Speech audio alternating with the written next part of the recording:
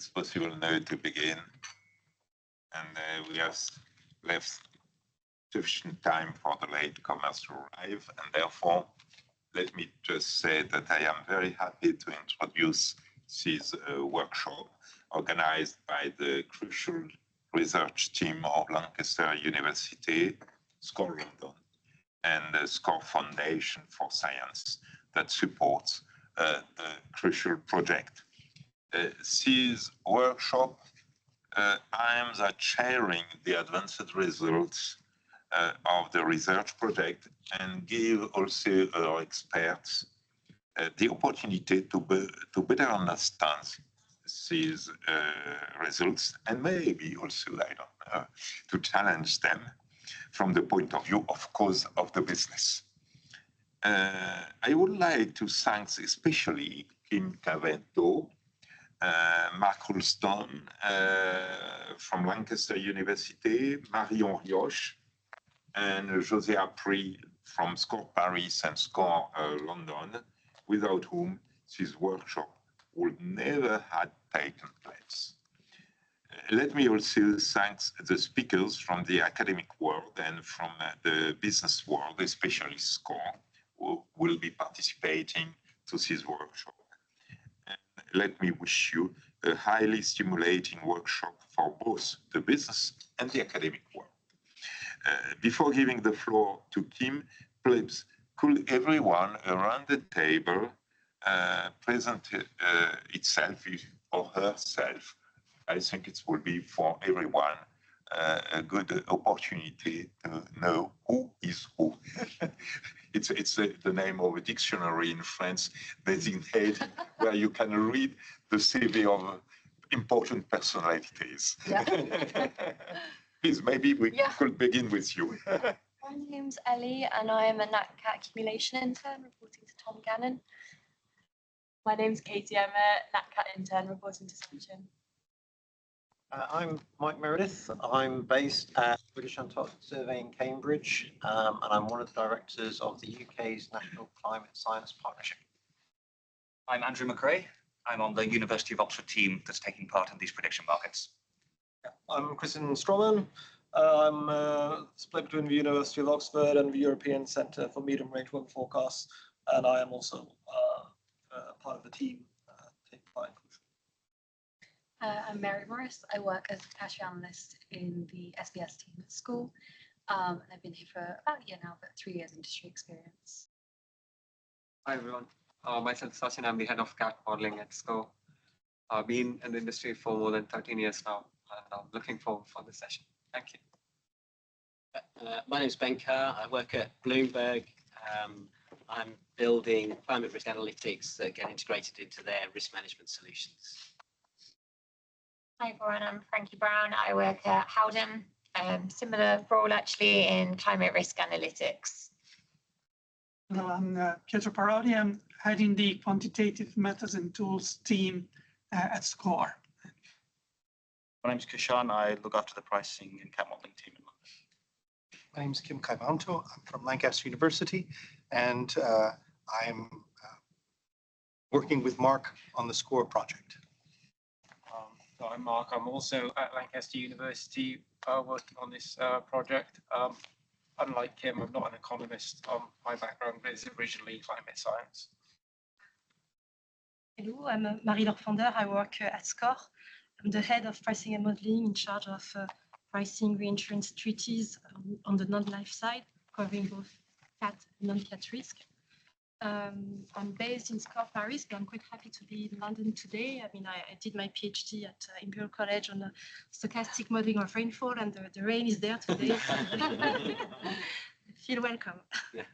I'm in the SCOR London office. I'm in Cushion's team. So we essentially look at the delegated and treaty business from a pricing perspective.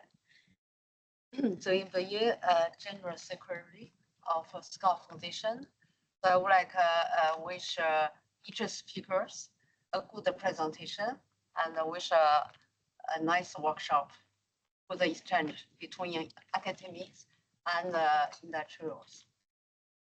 I am myself the director of the SCOR Foundation for Research, I play also the role of the chief economist at SCOR. Therefore, I am always, as you may see or you will discover, a more economic point of view on every question, but it's probably a bias. Hello everyone, I'm Simon, or better, Simos Koumoutaris. I'm head of Qatar R&D for the last 3 years at SCOR. Before that, I used to work in different other positions in reinsurance broker and in RMS, a catastrophe modeling vendor. And my background is atmospheric sciences. Good to meet you all.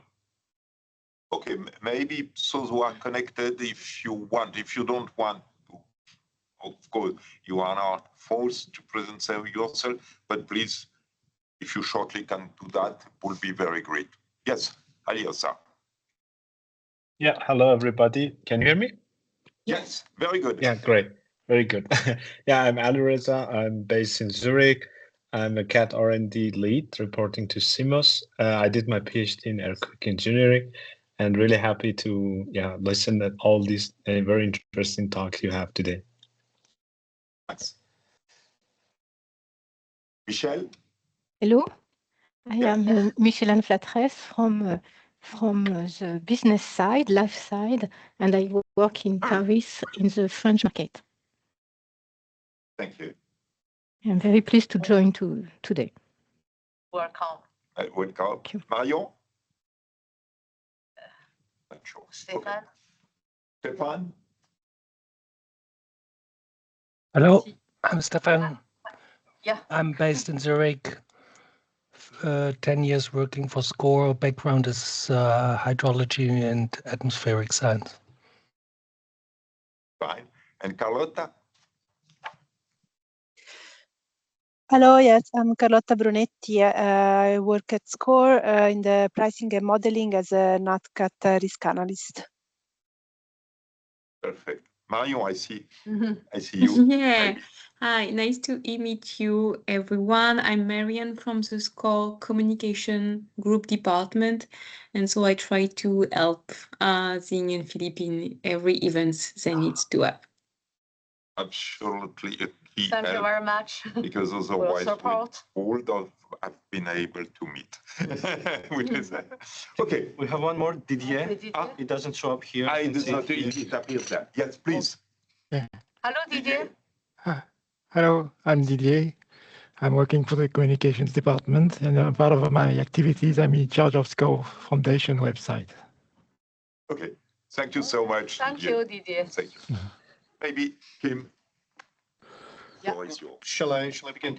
Do you want me to stand up there? Or? You can take your. What do you prefer? It's your preference. Marion, est-ce qu'on peut mettre la présentation? I stopped sharing then myself. Okay. Marion? Oui, c'est bon. Oui. Marion, Didier? Do you have the presentation? Do you want us to share? Because if we share the presentation, we will. Yes. But we will. The first one is the key. Have you received it? Yes, but if you want us to share the presentation, you will need us to move the slide. We can do it. That's fine. I can request slide translation. Yes. Yes. Okay. Yes, thank you so much, Marion. So you want me to share, but you have to tell me next slide, yes. because I won't be able to. That's fine. I will ask politely. Okay, so just let me 1 minute just to download the slide into the. So just to continue the introduction, so I'm Kim Kaibanto. I've worked at Lancaster University for quite a number of years. I'm an economist. I'm interested in decision-making under risk and uncertainty, and both normative and descriptive models of decision-making, and all the contexts and environments where this cascades into, including, of course, climate risk. And a little bit of history. I'll just draw it out. So you will see we'll show you the timeline of what we now call crucial.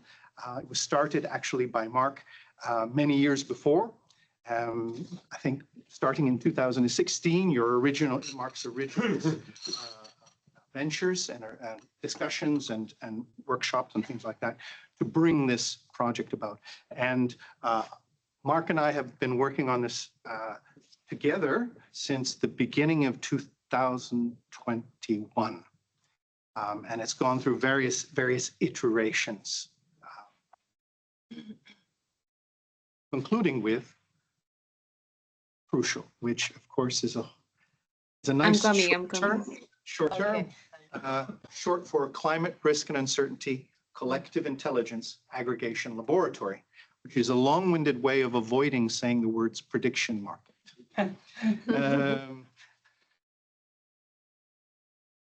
Okay. Here we go. Yeah. Okay. Great. Okay. So next slide, please. Yes.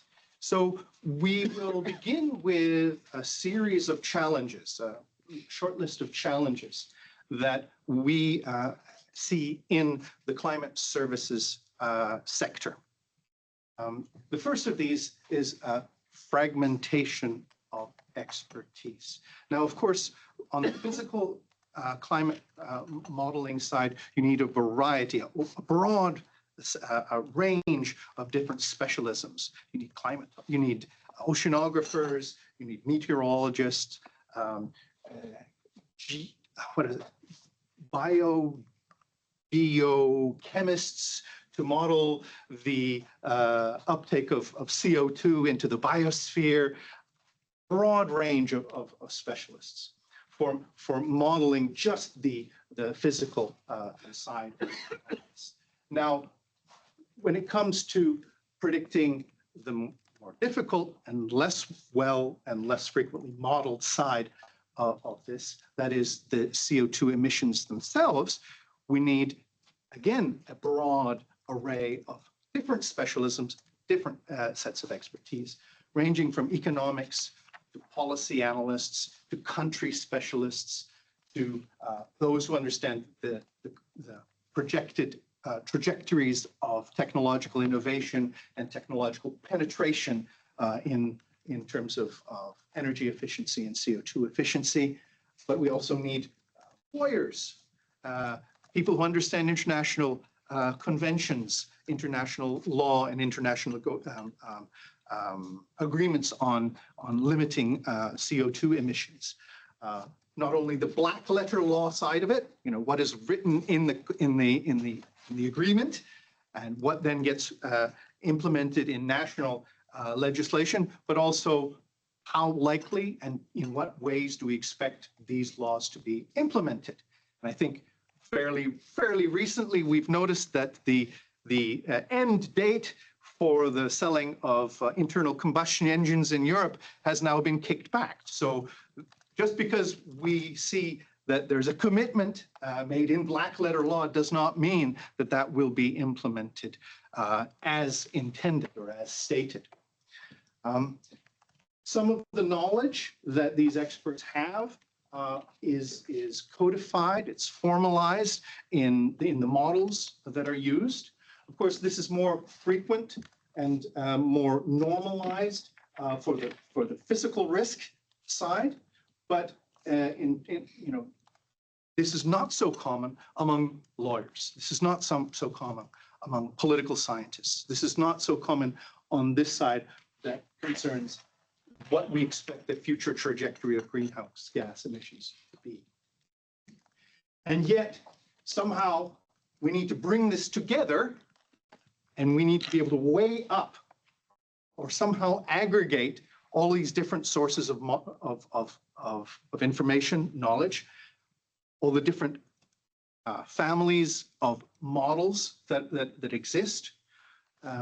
And to do that, we need the tacit knowledge and the tacit expertise of experts. Next slide, please. Next slide, please. Thank you. Thank you. I apologize for repeating myself. Could we go back to challenge number 2, please? Thank you. The second challenge is information asymmetry.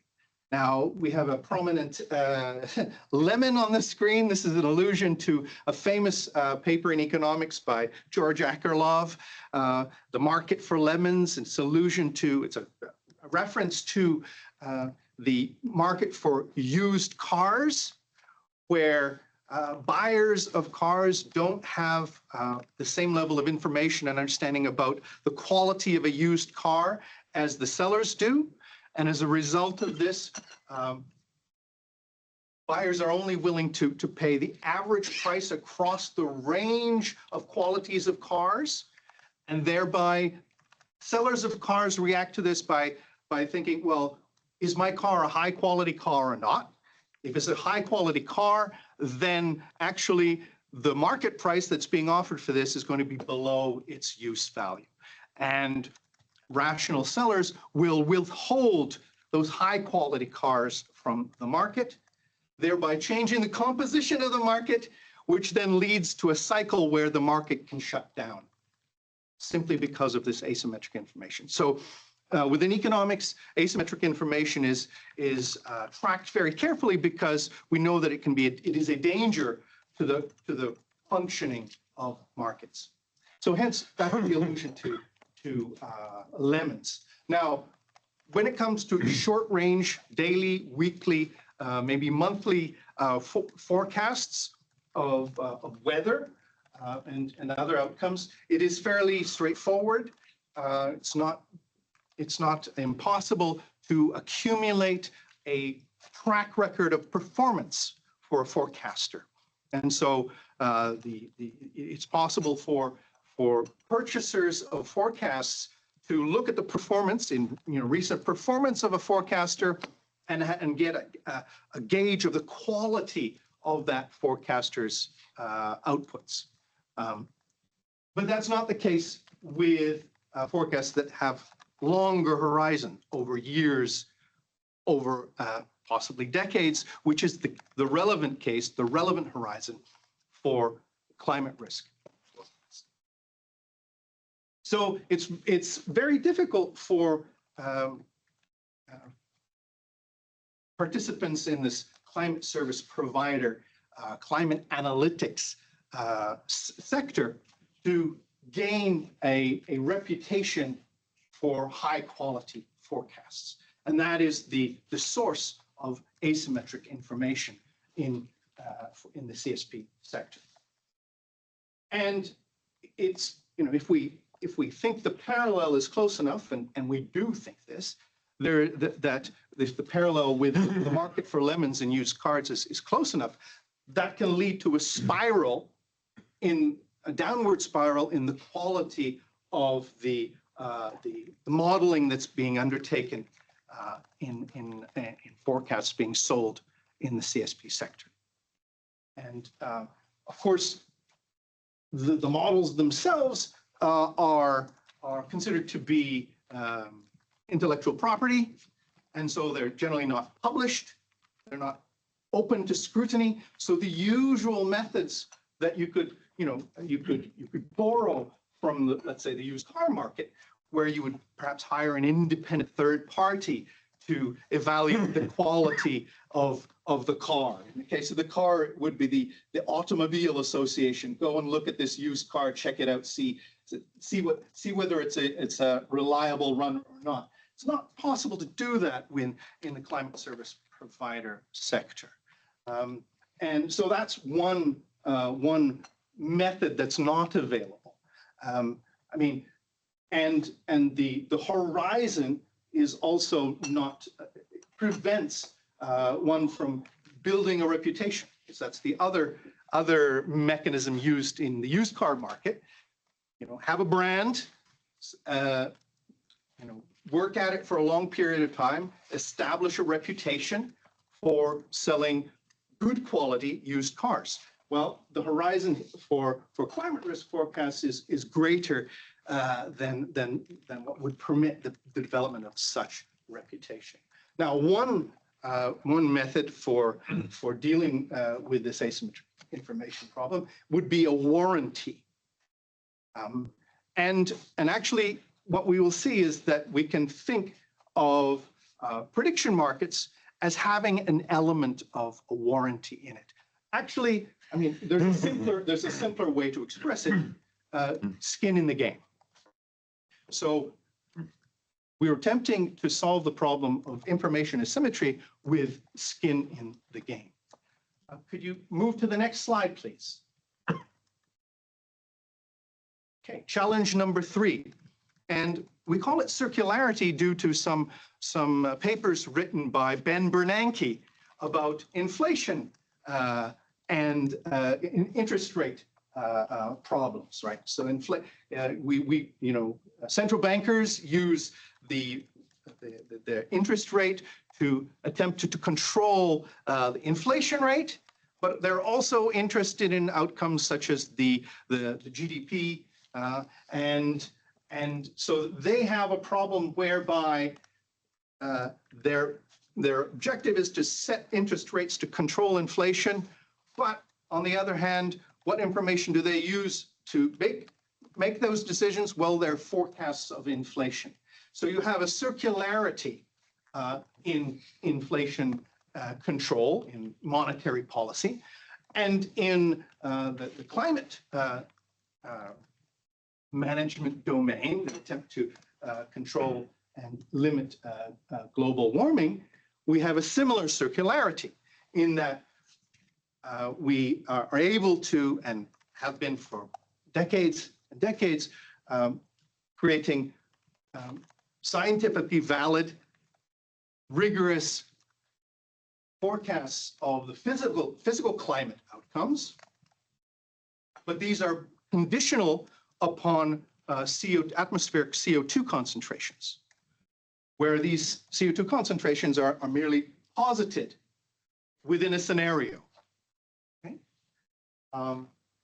But of course, what future greenhouse gas concentrations will be depends entirely on policy and the extent to which policies then can be implemented in practice.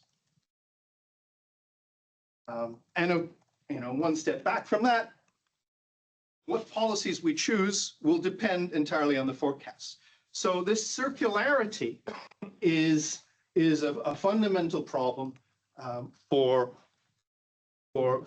decision makers at governmental level and higher levels, corporate levels as well, in terms of trying to figure out, well, what policies should we be implementing in this space? The solution that we are proposing, and that is around which essentially Crucial is designed, is to find a way of deriving from the prediction market a method of assigning probabilities to CO2 emission pathway scenarios. And with that, we're able to derive unconditional forecasts. In fact, or you could turn around, you could say you can simulate the entire universe of possible conditional forecasts from this essentially joint distribution between temperature anomaly and atmospheric CO2 concentrations. Next slide, please. So the simplest and most straightforward language to use to describe prediction markets relies on the language of betting. And there is a very close analogy there. There's a very close relationship there. Even though I personally prefer to talk about purchasing contracts rather than betting, because of the baggage that is associated with the betting. But in the climate space, there have been climate wagers, private bilateral climate wagers, for about 20 years in the English-speaking world. Okay, these are the ones that we are aware of, starting back in 2005, between Georges Monbiot, who is a journalist and an author and a climate activist, who proposed a bet with a private bet with Myron Ebel of the American climate skeptic, proposed a £5,000 bet that the world would warm over the subsequent decade. Myron turned the bet down, and you know, as we can see that actually had this bet been implemented, George would have, well, in the end would have been right. He would have won that bet. 2005 is important also, and I point to not only this but also this. So 2005 is the first year in which a research project set up a prediction market for hurricane landfall in Florida. So we have some colleagues at the University of Miami who ran, for research purposes only, limited period of time, a hurricane landfall prediction market. And you know, more subsequent, you know, later in 2011, we had Mark Boslow ran the market for 2012 global temperature on the prediction market platform in trade. So this has been going on, and actually, you know, in between here, 2006, there was a really important academic paper published in Science by Kenneth Arrow and a string of co-authors who are advocating the more wide, extensive use of prediction markets societally. So, you know, this is a phenomenon that's emerged within the current century. But can we have the next slide, please?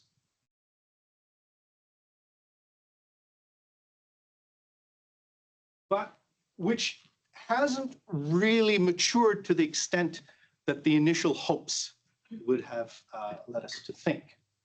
So what has occurred, what has been achieved so far, is the most successful long-standing prediction market is the Iowa Electronic Markets Initiative, where the Securities and the SEC, Securities and Exchange Commission in the US gave special dispensation to Iowa University to run limited prediction markets, mostly for for a range of concerns, outcomes, but not climate outcomes. And the limitations were quite strict, that no more than 2,000 participants, and sums being bet could not exceed $500. So in this limited form, it has had and preserved it preserved this exemption and continues to exist. There have been more recently commercial platforms such as Kalshi and Polymarket, but they suffer from a problem of liquidity. So these are markets that are what we call pay to play, where they're not pre-endowed markets, they're not sponsored markets. They're markets in which individuals need to bring their own cash or their own resources to participate.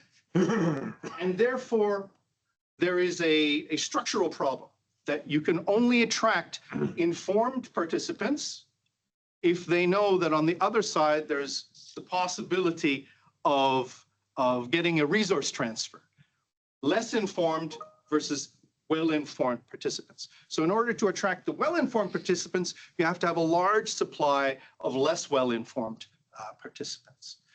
And in this case, when I say participant, I mean hunter, because the markets that succeed in the pay-to-play sphere are based on outcomes that are political outcomes, or sports outcomes, or entertainment related. So that, you know, that's a positive development in one sense, but it really isn't desirable from the perspective of climate risk forecasting, and it's not successful. As soon as these platforms like Kalshi and Polymarket set up markets for less emotive outcomes, but sports are emotive. Politics is emotive. The particular value of the RONI index, El Nino RONI index in 3 months' time, that is not terribly emotive to most people who can participate in these markets. So outside of these limited areas of sports, entertainment, and politics,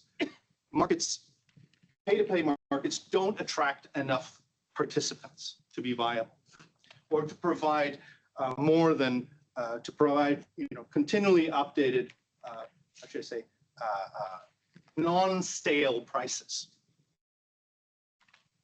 Other areas where prediction markets have been used, aside from that 2005 hurricane landfall market, that one-off, prediction markets have been used in research, particularly in psychology. There's a Swedish academic by the name of Anna Dreber, who's famous for having done a large number of studies where they're essentially using prediction markets to estimate the probability with which certain scientific results, scientific papers will replicate. And here is a table or a figure showing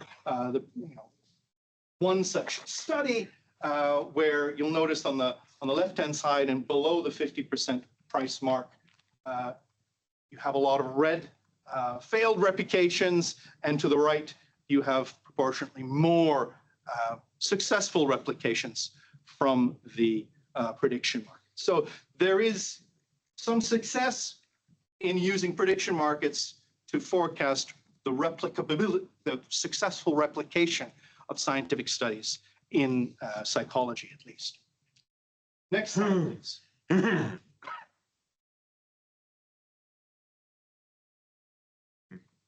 So there are advantages.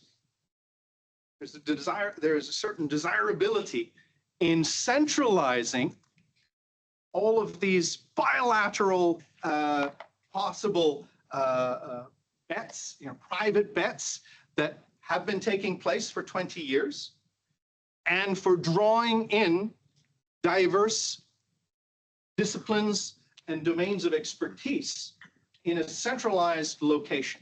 Similarly to academic journals have, the function that academic journals have performed since January 1665, when Journal des Savants, which I understand is the Journal of the Learned, the Journal of the Learned, is that correct?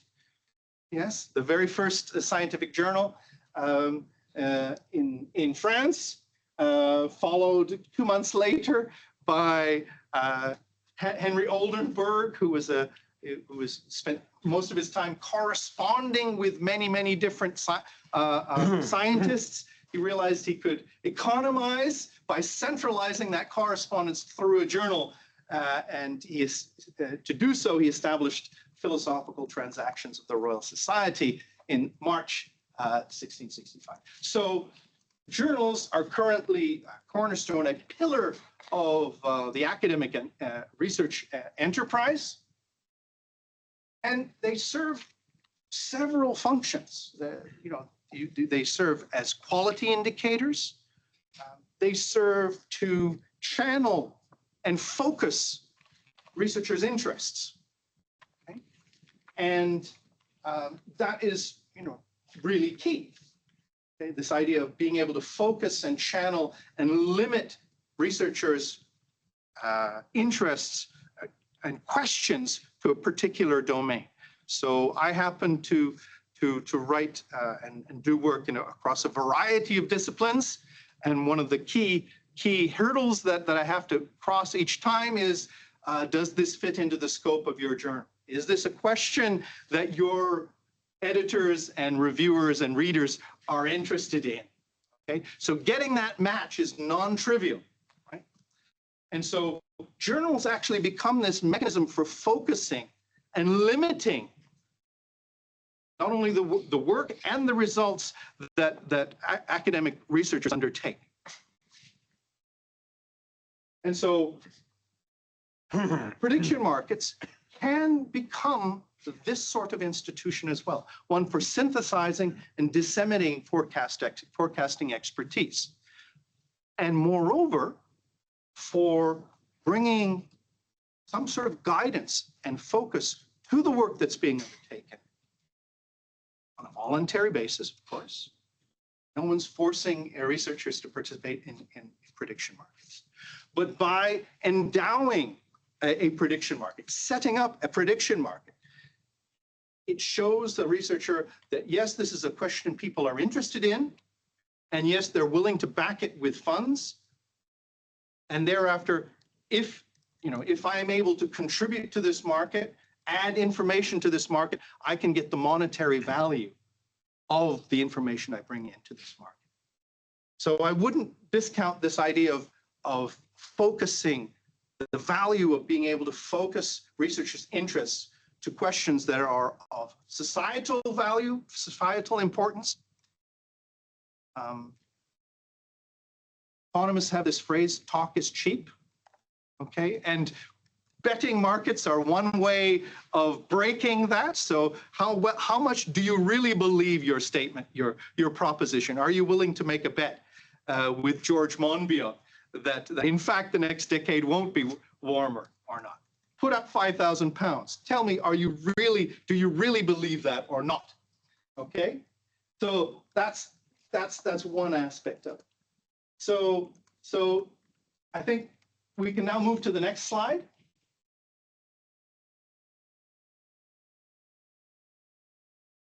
Thank you, Marianne. There we go. Now, I haven't really been tracking the time. How are we doing for time? When only is 30 minutes? It's 1:40. Yeah. We are 1:40. So we have okay. plenty of time. Yeah, we'll have time. So this is a brief history of Crucial.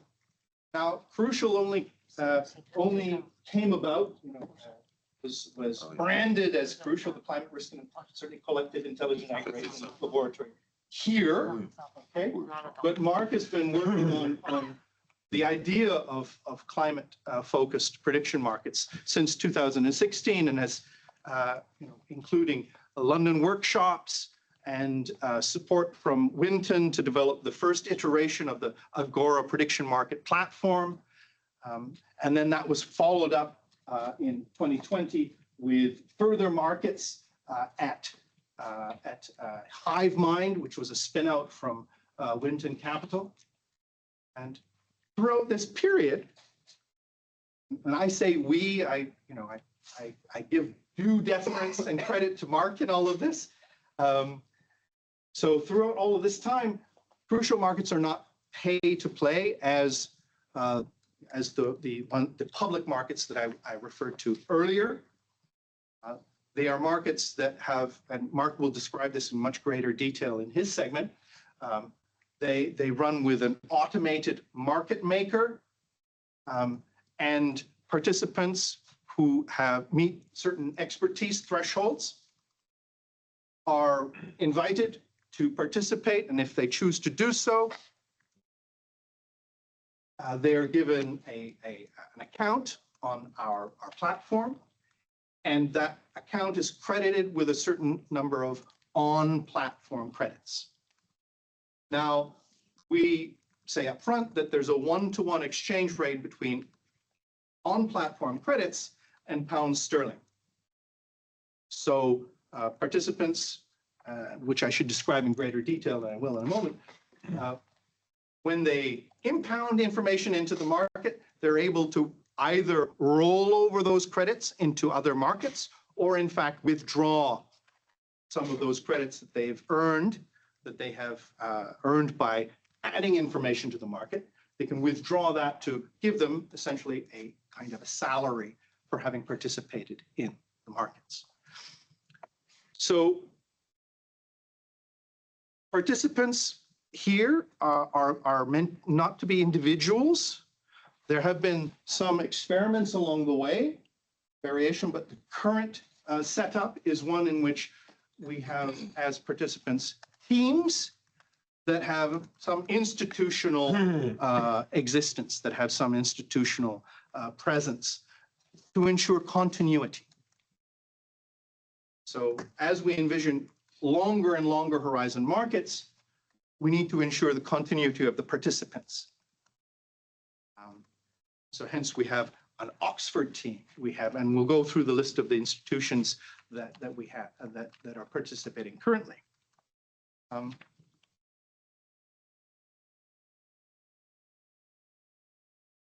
I've discussed this before. I mean, teams have skin in the game, okay? And in a technical sense, as an economist, I could go and speak at length about the incentive compatibility of prediction markets and of the kind of logarithmic market scoring rule that the Agora platform runs. And incentive compatibility is technical jargon saying that essentially, and there are mathematical proofs behind this to show that it is in the interests of a participant to make trades consistent with their true personal beliefs, subjective beliefs about the outcomes concerned. So there is no strategic or tactical advantage to misrepresenting one's beliefs when participating in these prediction markets. And one of the benefits of the prediction market method of aggregating forecasts from multiple experts is that, well, there are several, in fact. One of these is that one doesn't need to externally, as a third party, begin the invidious process of assigning relative weights, relative credibilities to different teams. It can be done, and in survey-based aggregation of forecasts, it is done, but it's done in a coarse manner, and typically it can only be done at the level of the individual forecasting. Now, suppose you are a participating forecaster, but you know all the models you're working with, and you know that your model is better than the average, better than your rivals in the right tail of the distribution. Okay, so you know this. I, as a third party, don't know that. You are able to use this private information to guide your choice of trades, your choice of contracts to buy on the market. Maybe you will focus more on the right tail than on the left tail or the middle of the distribution, because you know you have this informational advantage or this relative performance advantage compared to the others you're aware of. So that is not possible. That's sort of within, sort of intro, how should I say, differential weighting of a forecaster's contribution depending on the range of the outcome that we're talking about. And that has not been done in the aggregation of surveys, survey-based sort of elicitation of forecasts. So this is a very clear added value that prediction markets offer. And further, prediction markets can be a forum for further collaborative activity. So we do hope to engender more collaboration, more interaction between the teams currently participating in Crucial going forward. Next slide, please. Here's our list of, here's Crucial as it currently stands. It's a staging post, right? We are here now, and we hope to grow going forward. We have 8 UK university teams participating. We have 2 US university teams participating, Colorado and Hawaii Manoa. They're collect together there in a single team. And 1 climate service provider, Atmospheric G2. This team is very interesting, and I'd like to highlight that. So the Manoa half of this team is our specialists in machine learning. And the Colorado Boulder part of this team are specialists in, I think it was dynamical modeling. Okay? So between them, we were talking about this tacit knowledge and ability to compare and attribute relative weights to different types of modeling approaches. Okay? Here, that is occurring within the team. And this is a really fascinating thing that we're hoping to gain further insight on and commentary on, actually, from them as to how they're managing that collaboration. And so these teams are currently participating in crucial markets. We've had another hurricane market just closed, and beginning of December and end of November. And then we have a series of El Nino markets using the RONI, Relative Oceanic Nino Index, in 3-month averages going forward. From the beginning was a total horizon of about 1.5 years. So that we're very happy about that we're pushing the horizon out, and there is in principle no limit to what markets we could endow, but we're taking advice from the user steering group, which currently comprises Aon, Howden, JBA Trust, and WTW, as to what markets would be most valuable, most useful to set up on an ongoing basis. So here's that guidance issue, which is, it doesn't come as clearly through when you go to the more conventional research grant route to funding this type of research. Can I have the next slide, please?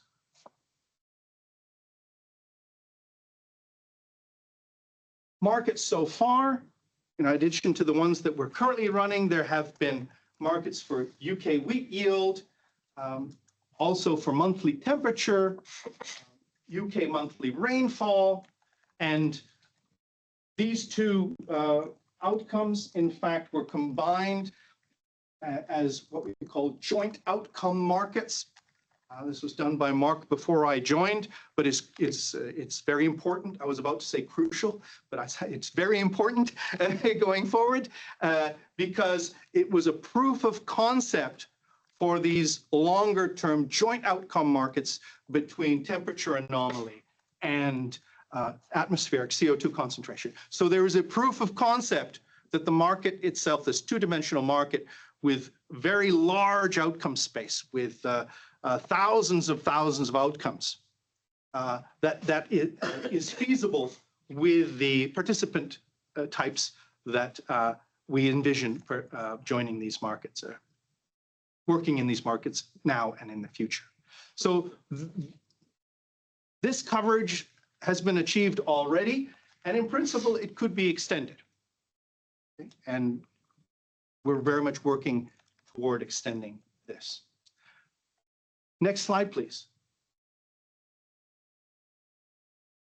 So not only extending the horizontally what markets we might consider, but also in the time dimension going forward, we're hoping to have longer range markets where additional challenges arise.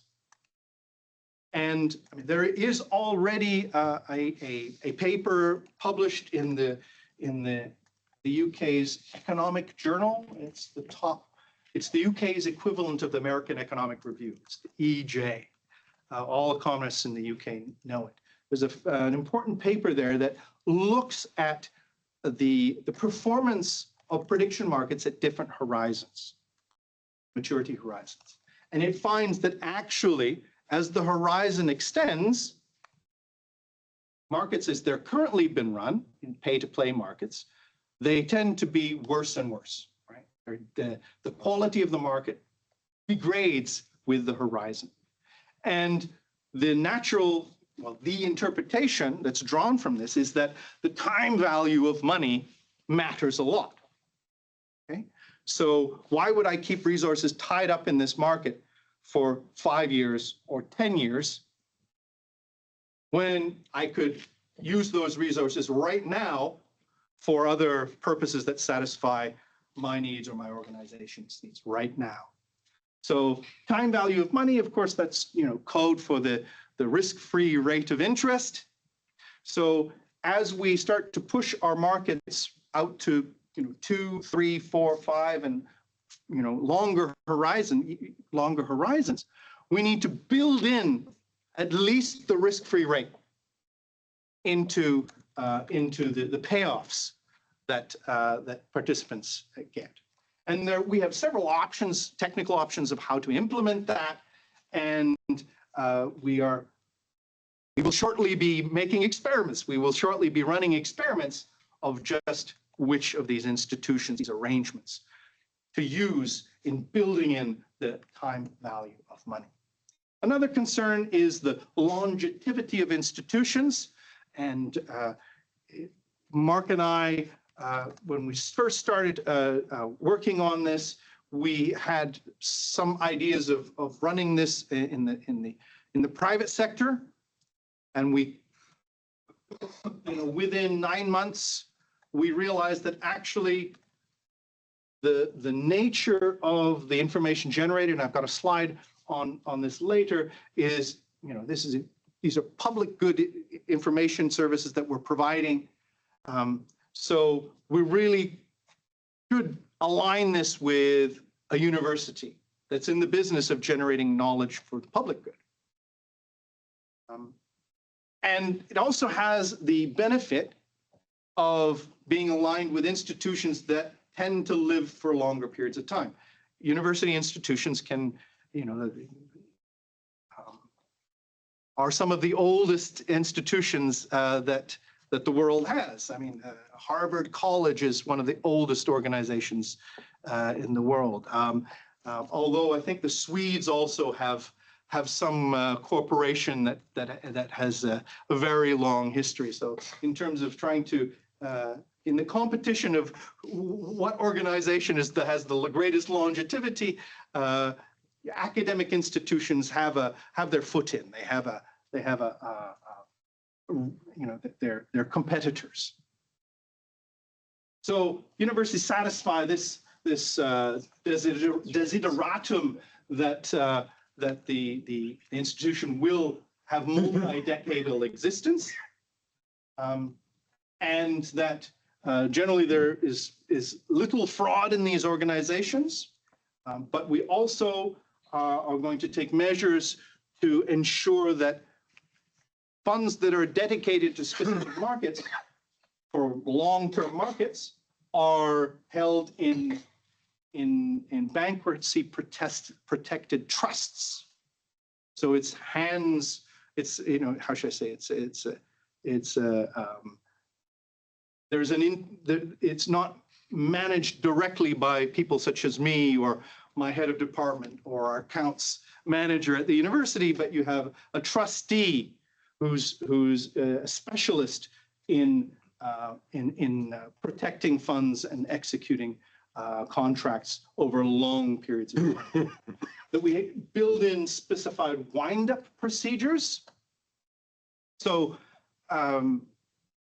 you could imagine reasons why a long-term market might need to be, or we might want to terminate such a market.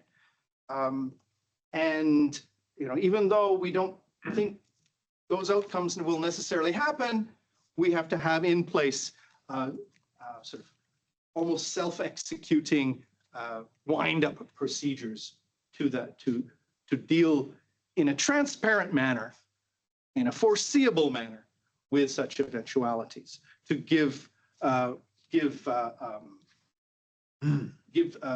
participants confidence that they can participate in these markets. We also need confidence in the availability of data for settlement.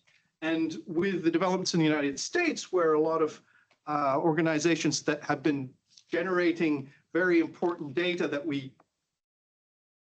rely on in the climate domain very heavily, these organizations are disappearing. Well, this is actually a real concern. And we have a scientific advisory committee whose main function is to resolve any ambiguities that arise in picking up alternative settlement data series, if the need for doing so arises. So we have a fairly well-mapped set of concerns here, and we have some ideas as to, well, more than ideas, we have clearly thought through how we want to deal with these challenges. Back to the participants, well, you know, institutions have longer horizons than individuals. I mentioned that earlier, that we have, as participants, teams rather than individuals to ensure the continuity also on the participants' side. Okay, can we move to the next slide, please? And, you know, in distinction, or, you know, in contrast with conventional funding bodies for research, prediction markets have certain advantages. They lack, for instance, the kind of challenges that funding bodies like UKRI are now facing, where the volume of grant applications is increasing, not only due to sectoral changes in terms of pressures to secure funding and requirements, probation requirements for every young researcher, that you must submit X number of grant applications in order to pass your probation or to get the promotion. So the volume of grant applications has multiple drivers for increasing, including LLMs. It's easier and quicker to write grant applications. And of course, it's not only on the applicant side, it's also on the funding body side that there is now experimentation at various funding bodies for using LLMs to evaluate grant applications that themselves have been written probably with LLM support. So there's diminishing value, signaling value of grant proposal. And by the way, it's very, very inefficient in the sense that there are some and I've actually got through a Freedom of Information Act request, we've got some data on certain of our research councils' success rates, and these success rates are below 5%. So there's an enormous amount of wasted effort taking place in the research community right now, due to the institution, the form of the institution that is used to distribute research funding. So there's this quotation from Al Roth, that a brand new market design is seldom adopted before a market becomes so dysfunctional that its users grow desperate. Well, we feel that we're just a little bit ahead of that. We're hoping to be there, ready to go before the traditional institutions collapse.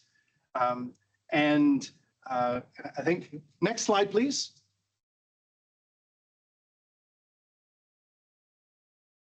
And I think we're very well set now with support from SCOR, for which we're very grateful, and and I'll be thanking you again in person many times today, that you've given us this opportunity to build Crucial up to a level of critical mass, if you like, critical scale, where we're at the position of being able to push the markets out beyond the 1.5 year mark.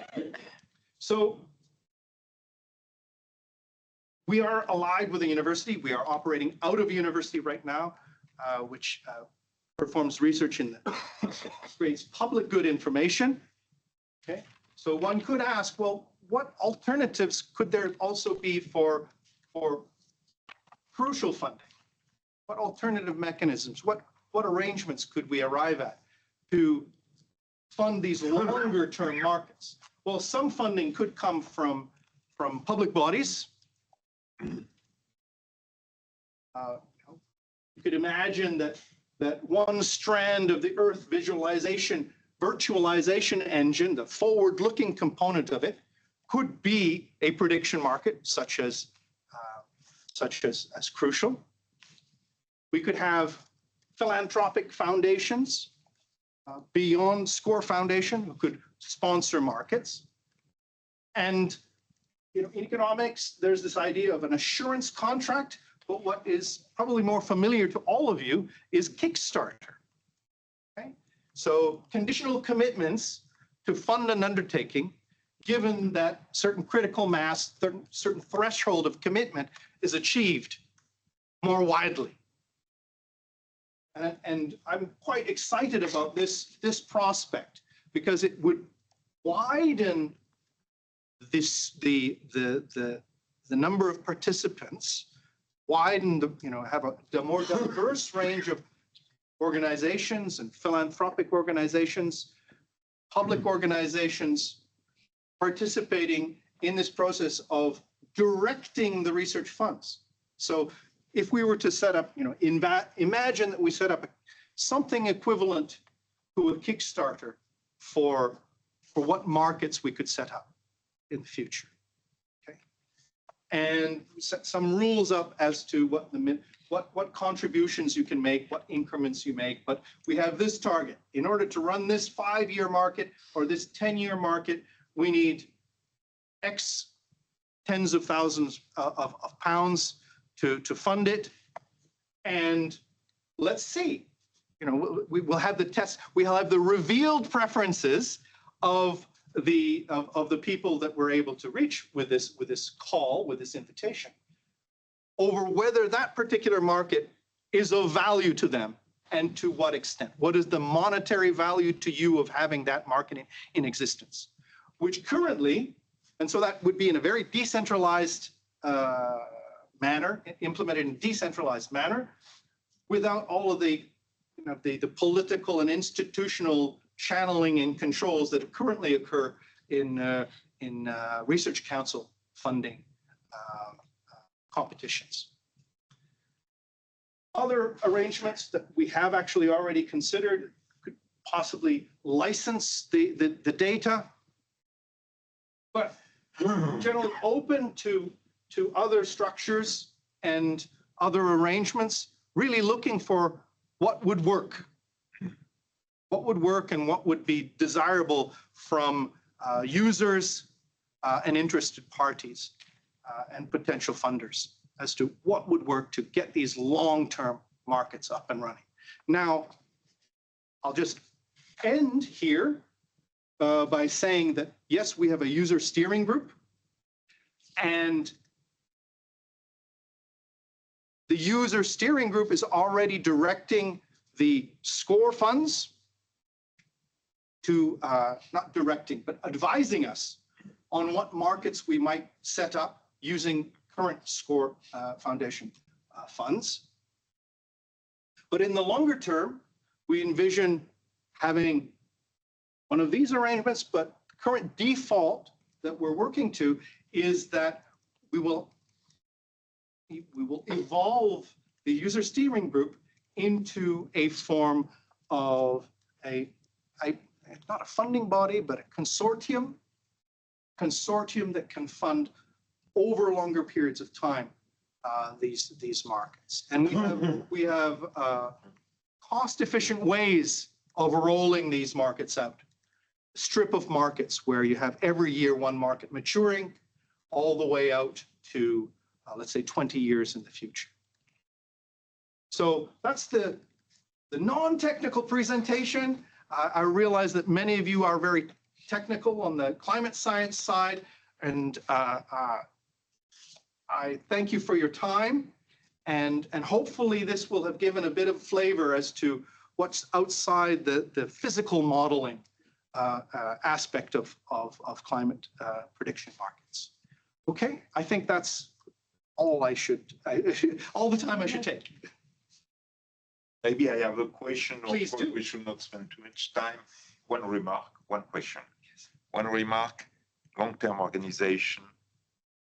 The best long-term organization is not the academic, but what I could remember is the book of Kantorowicz, the historian Kantorowicz. Yes. Fiscus est eternus. Okay. That is tax administration. Oh, I see, I see. Sorry, it's my remark. I'm not sure everyone agrees, but Yes, maybe indeed, it has to be thought about. Just a question is, okay, prediction market, are prediction market a public good? The information generated. Of course, yes, but we don't know exactly, for example, currently, what is a prediction market for climate. It's not something we know very well. And now if I turn to, for example, financial market, because there we have prediction market, which are relatively well functioning, they are quite wrong all the time. Mm-hmm. And we are not so much surprised because we know that they cannot be right all the time by definition. And therefore, is it truly a public good? Because I see in infrastructure as a public good. Of course, information could be infrastructure, but I have always a slight caution when saying information could be a public good, because at that point of time, I should say, okay, information should be controlled by the government, by the state. It could be a conclusion. And I have the same kind of remark on public funding. Probably currently, the administration, the Trump administration will be more than happy to fund the university or not fund them. It's public money, it's public funding. Are we totally sure with this example that it is always the best way in each period of the time, etc.? And it's one of the reasons why diversity also, and not only public funding is the key question. Of course, you did not say it's the key question, but when saying it's a classical public good, of course, you are referring immediately to public funding, yes, quite mechanically, yes, at least for an economist. Yes. It's just my questioning. Yes. Well, we in a narrow technical sense, we're calling, I think, information generally, knowledge generally. In a narrow technical sense, it's non-rival and non-excludable. So in that sense, it's considered to be a public good by my colleagues in the economics department. Now, whether there should be a link to a necessary and exclusive link to public funding, no. No, I think the idea of a lighthouse, it is a public good, but it need not be provided by the government. You can create a consortium of interested parties who would benefit from a lighthouse or other public good. Right? For prediction market, you could have different prediction market in yes, competition. Yes. It's not exclusive. When for a lighthouse, train, etc., competition is by itself yes, a problem. Yes, indeed. Is it good? Indeed. Not sure. You know, all the discussion, for example, in the UK on the train and the infrastructure, etc.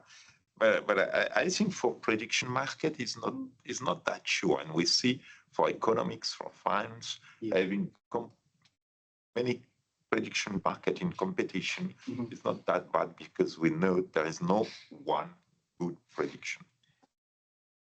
I mean, so one of the slides that I've left out of this, and I think I've probably been talking. I'm sorry. I've been talking a long time. Because it's a question we have been asking ourselves when funding, supporting your project. Yes. Should we have a role there?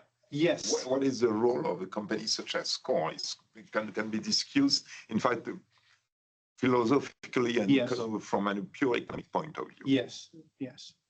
Well, I think you're right. There are, in principle, having multiple prediction markets on very closely related or even identical outcomes is conceivable. But in this domain, there are probably practical constraints in terms of if we're talking about similarly structured prediction markets that are expert prediction markets. There is a limited pool of willing talent and expertise willing to participate in teams in these prediction markets, and also on the funding side. So I think that I don't think I can address the philosophical and the ultimate question, but I'm quite comfortable saying that on the practical side, on the practical constraint side, given that we have limited human capital expertise that can be devoted to this, as well as capacity from the private and the public sector to engage with this. That would it would be a great problem if there was so much interest. If there was so much interest that we could have that there could be more than one variant of crucial. One based in Europe, one based in Asia, one based in in the Americas. I think that would be great too. But at the moment, we are although the base and the core is in the UK. I think we can expand from this one base. It scales. The economics of this are such that you can scale it without needing to create a separate. So I think I could do a little economic analysis of the scaling, the scaling economics of prediction markets. But look, for example, we have a market, for example, for prediction of Fed cutting or not cutting or increasing rates for the Fed funds. Yes. We have. And we have competition. There is not only the CME providing data and probabilities, but of course, we are very lucky to have competitors. Yes. And we know it's not a science, there is no unique results at some point in time. And therefore, the competition between different prediction, it's not exactly prediction markets, is something slightly different. Yes. But having different idea on the probability and not based on one guy, but on surveys, etc., is relatively interesting. And competition, even there, even if it is a kind also of public good. Yes. And well, I mean, there is a parallel project at Barcelona with regard to hurricanes. So there's the Barcelona Supercomputing Center, and they aggregate hurricane forecasts onto their platform. But they do so, they have a very particular, so that's valuable. It's great to have that available. And there are some commercial organizations that also aggregate what forecasts that they can pick up from universities and other organizations.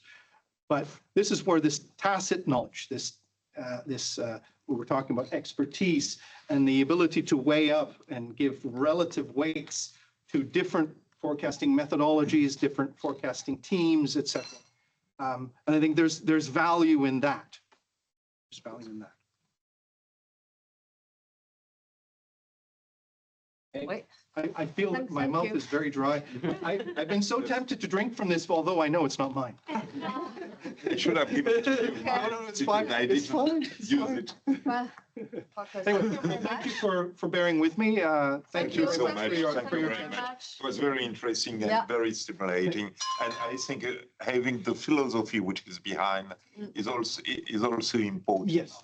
Because of course we have to know what we are using at the end of the day and what it means. Yes. So thank you so much. Thank you. Thank you. Okay, over to you. Next presentation, yeah. Could I ask for the same arrangement, please, Marion, with the slides for Mark Rolston?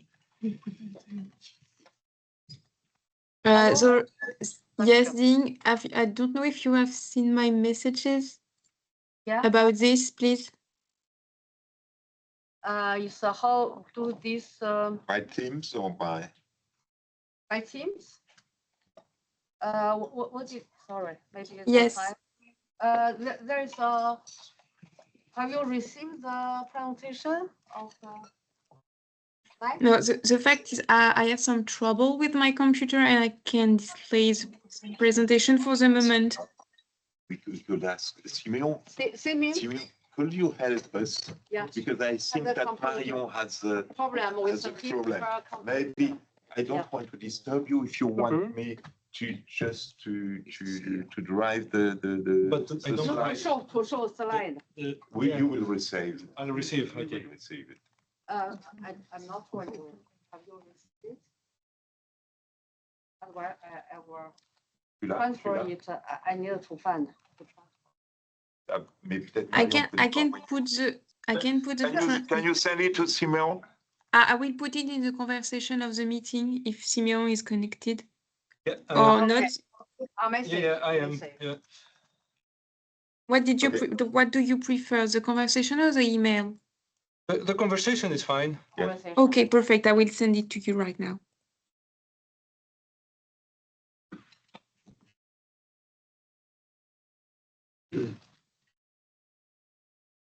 I wore my weather tie today. But it did mean that I had to explain to my 8-year-old daughter what isobars are this morning at breakfast.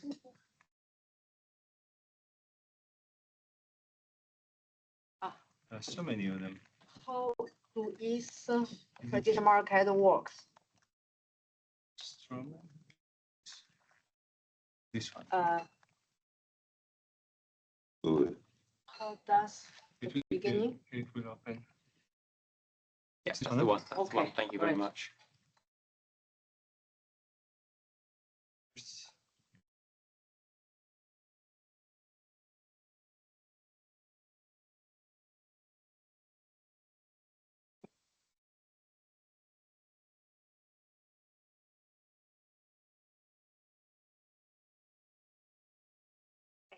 Hi, thanks. If you want me to select, So, if you prefer, I can do it. Okay, thank you.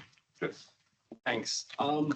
Yeah, so a little bit more technically about how the market's actually working in practice, and then actually after the break, we'll have Christian from Oxford, one of the teams, who'll actually explain what it's like from the point of view of a participant in these markets. So have the next slide, please. Okay, so most prediction markets, including like the Iowa electronic markets that Kim talked about, the early one, and also these platforms like Kalshi and Polymarket, use what's called a double-sided auction. They're based around securities that are contingent securities. That just means that, you know, an agreement that says, I will pay you £1 if it snows on Christmas Day in London. And so that's a contingent contract, sometimes called an arrow de Bro security. And if we assume that the price of that contract is its expected value, then you can interpret that price as the probability that the event will occur. And when you buy that contract, it is exactly the same as fixed odds betting. I know Kim said that he didn't like using the term betting, but it is, right? Because if I buy a contract for 25 pence that's going to pay out £1 if it snows, that is exactly the same as if I went into Ladbrokes and placed a bet at 3-to-1 odds against that it's going to snow in London. The difference is that that contract, I can now turn around and sell that contract at any time. And it's that ability to trade contracts that allows new information to be incorporated into prices as it becomes available to the participants. But the details of that trading mechanism are really important. They can make or break a market. And as I said, things like the Iowa electronic markets that Kim spoke about in calcium poly market, they use a double-sided auction. So that means that people who want to sell contracts put in an ask how much they want for a particular contract, and the people who want to buy contracts put in bids for how much they're prepared to pay. And if the highest bid matches or exceeds the lowest ask, then you get a trade occurring. So in this case, 10 contracts would change hands at 24 pence or 24 cents or whatever. So that's a double-sided auction, and that matches buyers and sellers directly. But double-sided auctions do have limitations. For one thing, if you have a market with a large number of possible outcomes, or a large number of possible contracts, it might be very unlikely that two people actually want to trade the same collection of outcomes, and then no trading occurs. And another issue is I'll talk about next. Could you change the slide, please? Thanks. Is the liquidity problem that Kim also mentioned. Because the thing about double-sided auctions is that they're zero sum. By construction, the rewards to the people who get things right have to come from the losses of the people who get things wrong. So in that kind of market, you have to be able to attract people who are going to lose money. You have to be able to attract uninformed participants, because they're the ones that are actually essentially subsidizing the price discovery. They're providing the incentives for the informed participants. And if you can't get those people to show up, there's no reason for the informed participants to show up. They'll have no one to trade with, and they'll have no possibility of actually winning anything.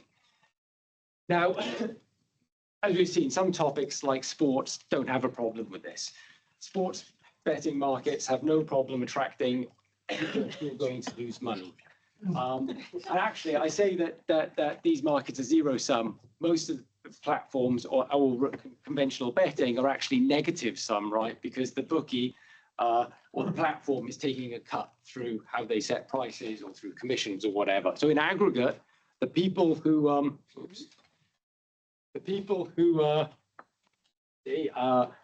participating, they will lose money. That's how companies like Ladbrokes make a profit.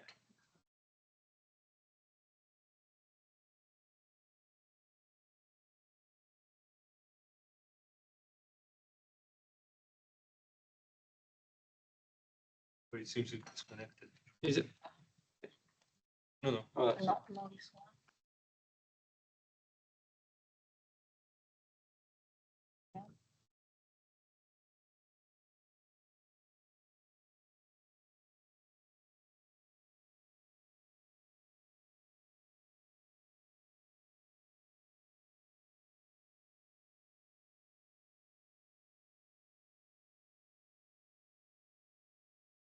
Thanks. The correct slide? Yes, Is that thank you. correct? Yeah, great. Thanks. Oh. So some topics like sports or who's going to win the Oscars can attract these less informed people.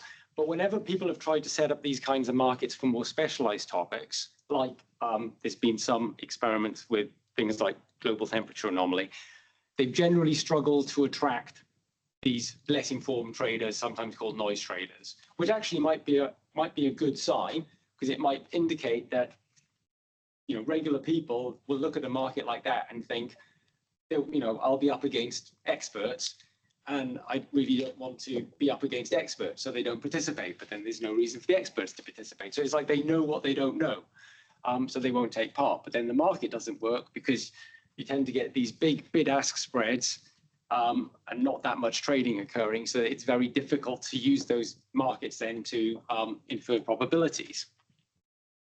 So we don't do that at Crucial. So next slide, please, Sam. Thanks.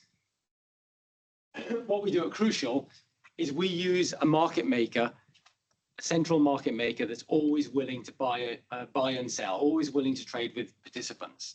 Now, lots of financial markets have a market maker. They have participants in there who are always willing to quote buy and sell prices.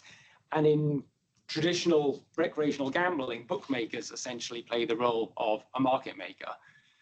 The difference is in both those cases, those market makers are trying to make money from the participants. The market maker we use is different. It's actually designed to lose money to participants in return for good information. So it's, in terms of, I feel like, the business model, it's the exact opposite of how conventional gambling works. So the market making algorithm that we use was actually developed by an American economist, Robin Hanson. He's a big proponent of prediction markets. But essentially, what it does is it prices each outcome based on its relative popularity compared to other outcomes. And so this is just the graph of how it prices things. As an outcome becomes more popular, more people buy it relative to other outcomes, the market maker raises its price.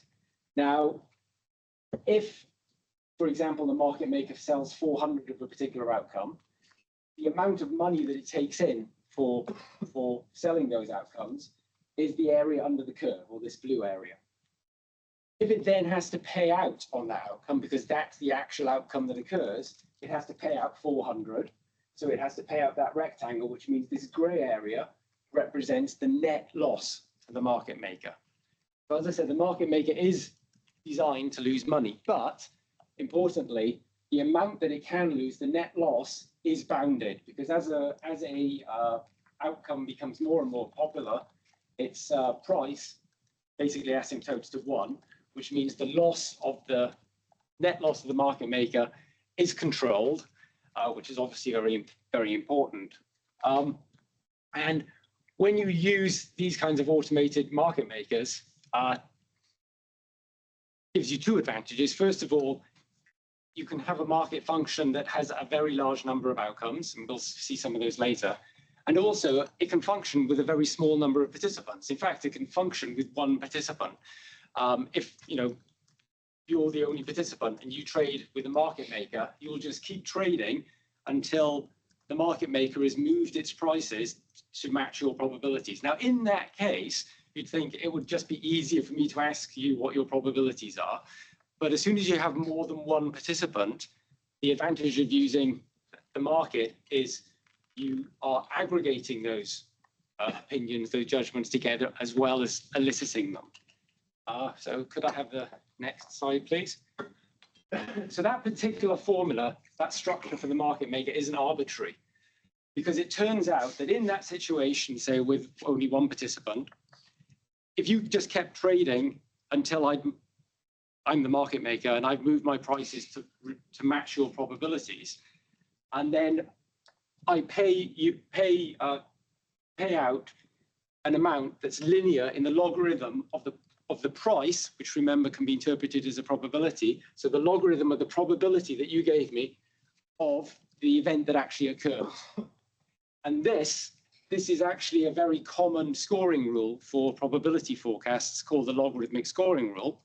It was first proposed back in the 1950s by this mathematician, I.J. Good, and he suggested, actually, when he published a paper, that you could use it to reward weather forecasters, reward probability forecasts from weather forecasters. One of its important characteristics is it's what's called a proper score, which means if you want to maximize your expected value of the score, you should tell me your true probabilities, which is what economists call incentive compatibility that Kim was talking about earlier. In meteorology, meteorologists will be more familiar with this term, proper score. Now, that might sound obvious in the sense that it's obvious that that is a good characteristic that you'd want from a score, but it's actually quite easy to come up with scoring rules that look very reasonable but aren't proper. For example, if you have a proper scoring rule, but then you give your forecasters a target to achieve, a key performance target, and say you must get a certain value of the score, by doing that, you actually break the properness of the score, because the forecast that they would issue to maximize their chance of achieving that target is not actually the true probability, and it's not the forecast they should issue if they want to maximize their expected value of the target. So it's more subtle than it sounds, this idea of a proper score. Now, that's it with just one participant. When you have multiple participants, what the logarithmic market scoring rule market maker actually does is it rewards incremental contributions from people. So it rewards people for how they've improved the collective forecast. So in a sense, it rewards people not for what they know, but for what they know that other people don't know. So it provides an incentive for people to sort of seek out new information or seek out new sources of insights to improve the collective forecast. Thanks. Go to the next slide, please. Thanks.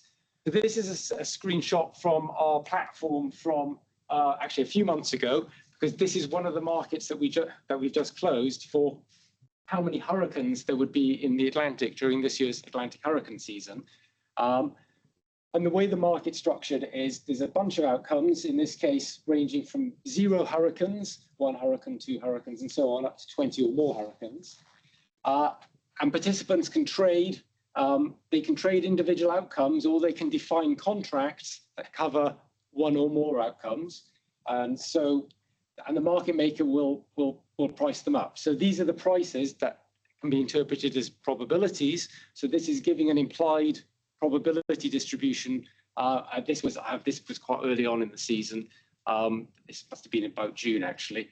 So you can see, for example, that at that point, the implied probability of there being exactly 8 hurricanes was about 12%.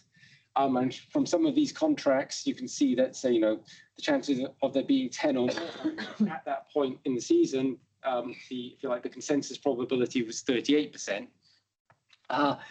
So being able to define contracts covering multiple outcomes is, again, very important when you have markets that have a large number of outcomes. And then these are some of the other markets that we're still running for an index of El Niño Southern Oscillation. So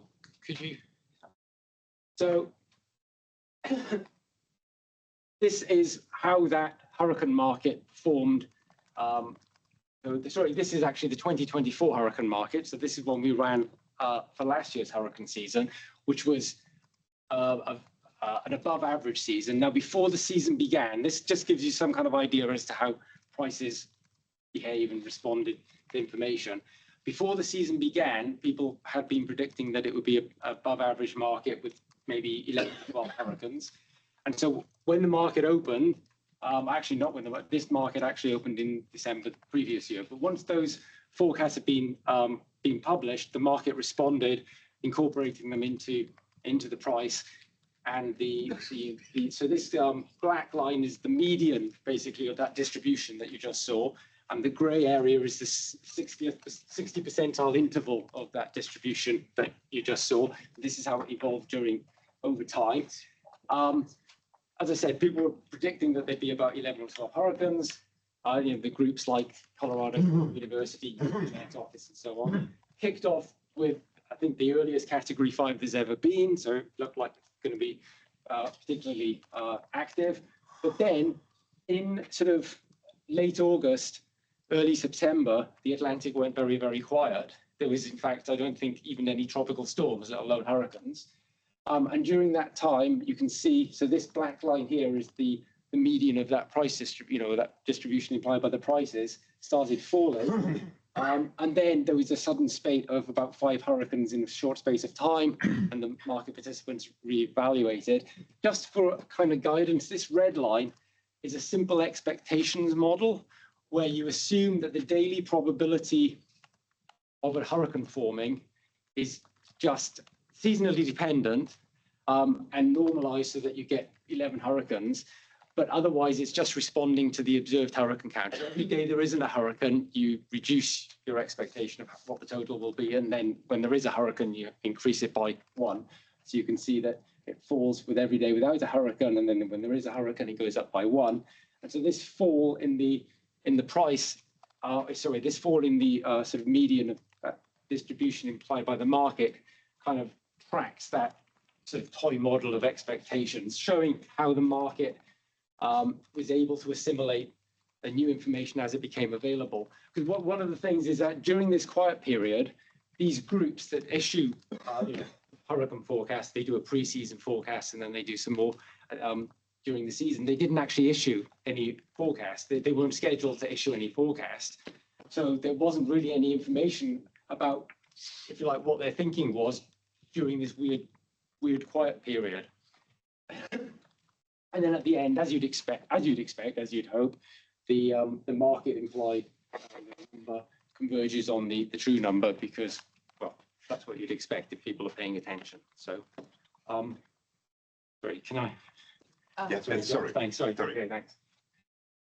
This is the same thing, but for the season that just finished, which was a below average season. Started out, these green dots are forecasts that were issued by various groups. They were expecting a slightly above average season. The average is about, the long run average is about 6 hurricanes during the Atlantic hurricane season. Same kind of thing, though. You can see how the participants updated their beliefs as the hurricane did not materialize. Again, converging on the final answer at the end. But we are, sorry, can I have the next slide? Crucial is about a lot more than hurricanes.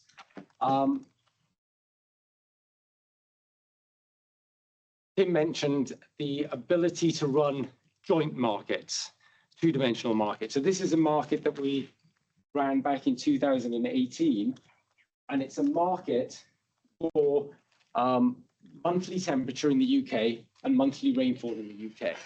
So those are just two numbers that are published by the UK Met Office. So the temperature axis was partitioned into intervals of 0.2 degrees Celsius, and the rainfall axis into intervals of 5 millimeters. So there's a grid basically over here that's over 5,000 different outcomes.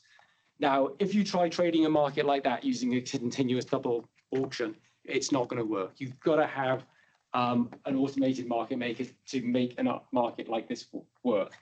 Now, there was actually half a dozen of these markets for different months during 2018. And the markets all opened in March.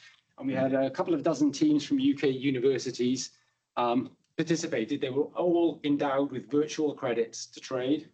And then at the end, the teams that accumulated the most credits did actually receive real money from Winton Group, who was sponsoring the market. Now, what we wanted to do with this market was demonstrate the viability of a highly granular two-dimensional market. So with thousands of outcomes, and it'll run in 2 dimensions, because it wasn't obvious that a market like that could actually work in practice. And the reason why we wanted to show that a market like that can work is because, sorry, can I have the we wanted to tackle this problem of circularity that Kim mentioned. So suppose that you just had a prediction market for global temperature anomaly in, let's say 30 years time, and that market was implying that there wasn't going to be that much of a temperature rise. You wouldn't know whether that was because the participants in the market maybe thought that the climate sensitivity to greenhouse gases isn't as high as people think, or is it because the participants think there's actually going to be really effective action on greenhouse gases and greenhouse gas emissions are going to be reduced. And you wouldn't be able to know which of those scenarios was true if you just have a market for global temperature. But if you have a two-dimensional market, for example, this is a sort of illustrative, suppose you had a two-dimensional market for carbon dioxide concentration and global temperature anomaly. So it's really exactly the same as the market I just showed, but with just different axes.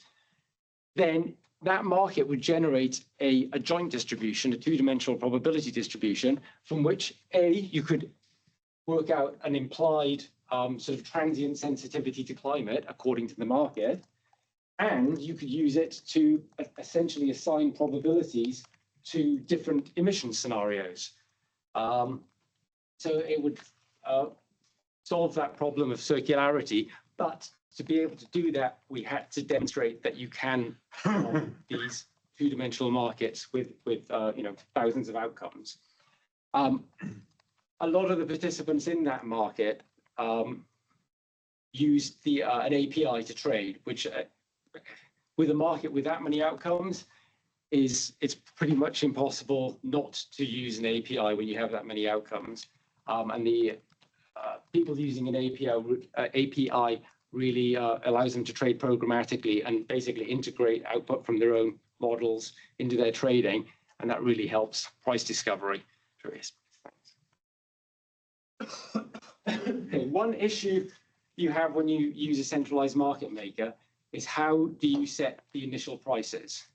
So the most naive way you can do it is to not do it, is to start off with zero exposure to every outcome, and then every outcome will have the same price. And then when you open the market, people trade. The problem with that is there will generally be outcomes that are obviously mispriced. And then there'll be this massive rush to buy those mispriced outcomes. And you can get sort of market congestion where it becomes a bit of a lottery for participants as to who gets the mispriced options. So we have run markets like that, but don't anymore. Another way to initialize markets is to use some kind of benchmark where the market maker uses like, the current climatology or some reasonable benchmark that it uses to set the initial prices. And in a sense, what the market maker is doing there is saying, this is my forecast, please try and improve on it. Another option is to give a single participant the job of setting the prices by trading first before the market opens to everyone else. So it's a bit like the market maker doing it, but basically outsourcing that job to a single participant. And you could, in principle, auction off that privilege, if you like, to the highest bidder.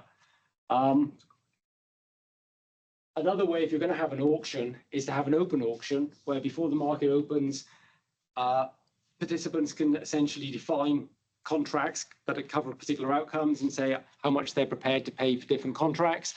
And then you can have an algorithm that then decides which of those bids it's going to fill. That's a non-trivial problem because you probably be in this situation where no two people want to trade the same collection of outcomes. So how do you rank them? So the way we've done that in the past is we can use the automated market maker to calculate a premium. How much is somebody offering above and beyond what the market maker would have asked for? And so you can calculate a premium for any trade, even if they're completely different, and you can rank them like that, fill the one with the highest premium, recalculate, and so on until you've filled all of those, all the bids that actually have a positive premium. One sort of advantage of that approach is you could also use it not just for setting initial prices, but you could use it in the market itself as to run what are called frequent batch auctions. So instead of having continuous trading where people buy and sell continuously, you essentially run an auction periodically. It might be like every minute or every 5 minutes or every hour. And that's been suggested actually in other markets as a way to basically stop high frequency trading, to remove the incentive for high frequency trading, where, for example, a team might have an advantage because they managed to get some data off, a National Weather Service website half a second faster than some other team, and they can trade on that. But they're not really improving the forecast. If they hadn't done that, that information would have made it to the market a few seconds later anyway. And so you could argue that's not kind of behavior you want to encourage. And if you use a frequent batch auction that, say, trades every 5 minutes, then so long as everyone has that information within that 5-minute interval, then there's no advantage to, if you like, being faster than 5 minutes. So one question, kind of obvious question, is how good are these market-based forecasts? So over the last 6 years, we have run now more than about a couple of dozen forecasts for different things, including, as Kim mentioned, there's the UK temperature, UK rainfall, UK wheat yields, markets for El Nino, markets for Atlantic hurricanes. And so we've got just enough data to start being able to say how the quality of these forecasts. And one of the characteristics you look for with a probability forecast, because that's what these markets generate, they generate probability forecasts, is are the markets well calibrated? By which I mean, if you have a well-calibrated probability distribution, there should be a 10% chance that reality falls below the 10th percentile. There should be a 20% chance that it falls below the 20th percentile, and so on. So if you plot the number of actuals, the number of verifications that fall below each percentile of the forecast distribution, you should get a diagonal line. Except it won't be a diagonal line because you only have a finite number of forecast verification pairs. So then the question is, when you see deviations from the diagonal, are they significant? And one way to address that is to create synthetic realities where you draw reality from your forecast distribution, which means your forecast distribution, if you like, is perfectly calibrated for that reality. You can do that thousands of times and you can generate calibration curves for your synthetic realities. And that's what the gray envelope is here. So this is the envelope of calibration curves, if you like, if these forecasts were perfectly calibrated. And then the blue line is for the actual realities. You can see that it lies inside the envelope, which means I can say that for this sample, the forecasts were consistent with perfectly calibrated forecasts, with a couple of caveats on that. First of all, 24 data points, 24 samples is not a huge sample. But the reason why it's not a huge sample is because these forecasts were typically had horizons of a few months. The shortest was about 1 month, the longest was about 1 year. And for horizons like that, it takes a long time to accumulate an out of sample data set, which actually goes back to this problem of information asymmetry that Ken was talking about. That's why forecasters can't build up a meaningful track record for climate forecasts. The other caveat is that the longest horizon any forecast in this sample was about 1 year. So whether that calibration that we see on those horizons would carry over to horizons of multiple years, we don't know. And the only way to actually find out is to try it. Both those caveats, though, they apply to basically any form of climate forecasting, not just whether you're using a prediction market. The fact that it takes a long time to accumulate, a meaningful data set, and you don't know whether your skill persists over longer timescales without actually trying it. So we've run, as I mentioned, we've run markets for temperature, rainfall, El Nino, hurricanes, and we have the ambition has always been to also run markets on longer horizons for things like global temperature anomaly and greenhouse gases.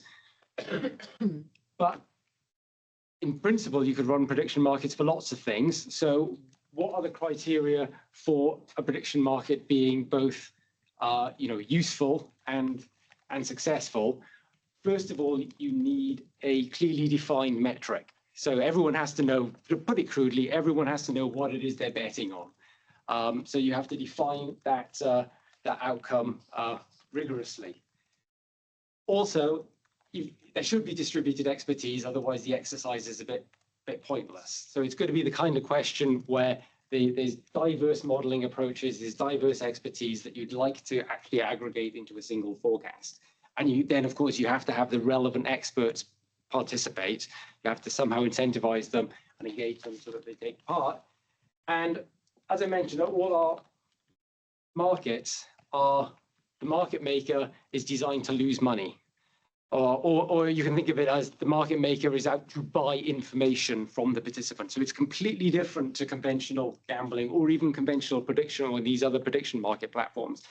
But of course, if you're buying the information, then you need someone who actually wants to buy the information, a sponsor who wants to inject money into the market in return for good information. But that then naturally leads to a situation where the forecasts that you are asking of researchers are things that people signal that they actually want by being prepared to sponsor markets for them. So this, if you like, there's another market at work there where sponsors can say, well, we are interested in sea level rise in a particular area, so we are interested in sponsoring that. And our ambition is that at some point that sponsorship becomes significant enough that it actually steers research agendas, so that researchers can actually take that signal and say, well, there's actually essentially a prize. It is somewhat like the X Prize. The difference between this and the X Prize is it's not a winner takes all prize. The market mechanism means that we can actually allocate the prize in direct proportion to the contributions that people make to the accuracy of the collective forecasts. So that's it. Thanks very much for listening.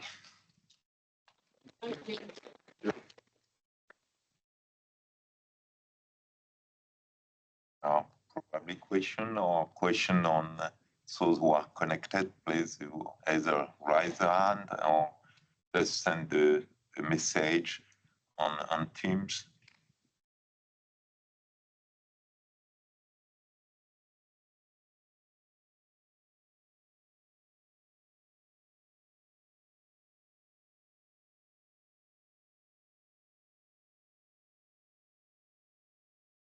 We can have, so there are no questions? Maybe we can just make the break and perhaps just after ask for questions, because probably more technical as a presentation and has to be assimilated in any case, and therefore question may be lengthier to emerge. Let us have just a few break in a few minutes. Is how much? 30 minutes. 30 minutes. Yeah.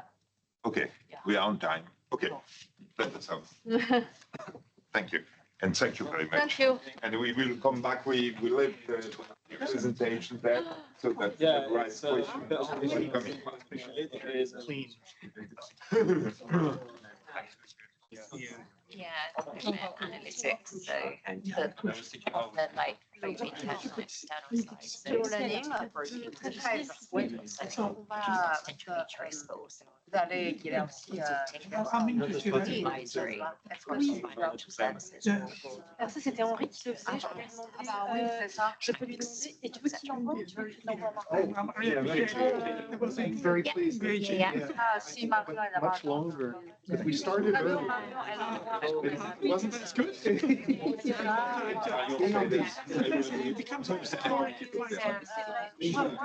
very, very recently. He's I've worked very closely with him.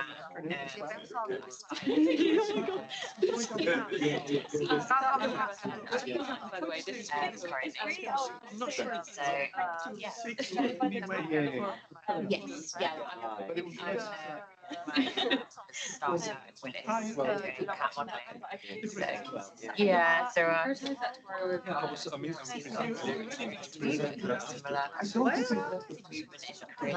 No, just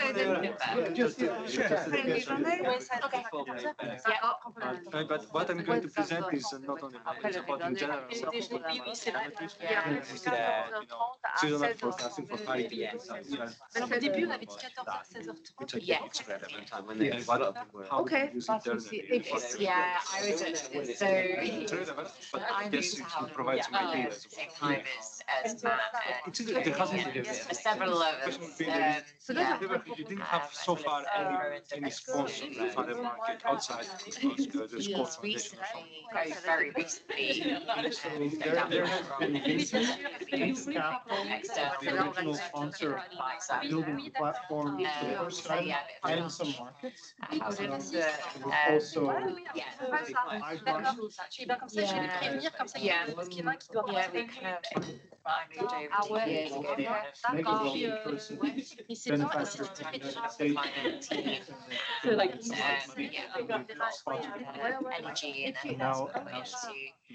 so we would be keen to, so there would be user steering, and we see, it would be great. Well, don't actually remember the reason. Yes, on my.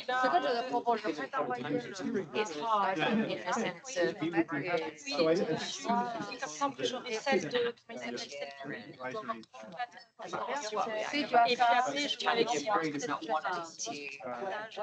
to concern their clients about Voilà. future Il y en a au moins une risk seconde. increasing, even though we had already taken mitigated through Oui, parce que c'est vrai qu'après janvier, ça va venir. measures, adaptation, etc.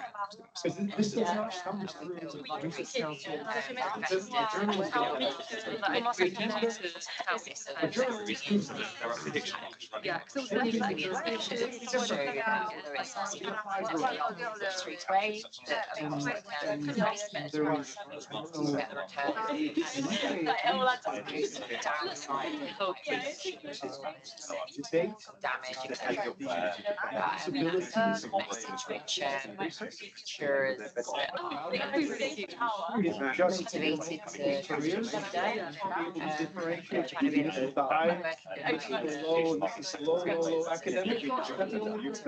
Or should it be serving a social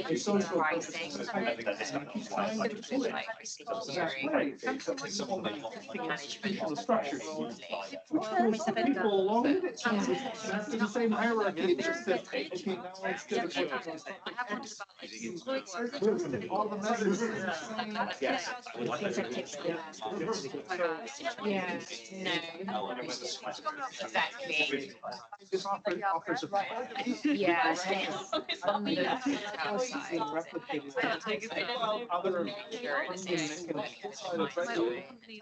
This could be used in any business. Insurance availability, potential insurance availability of time. Future insurability.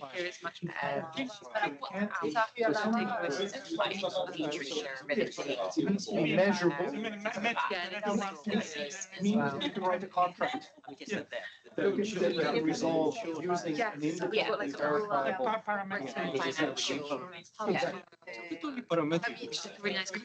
verified. Even just because I know in my previous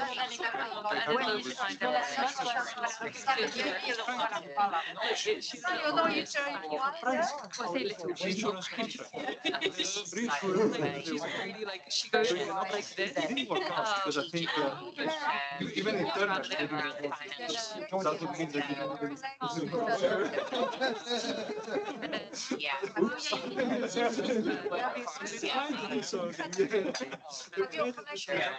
even price at the end of it would be But it's very nice.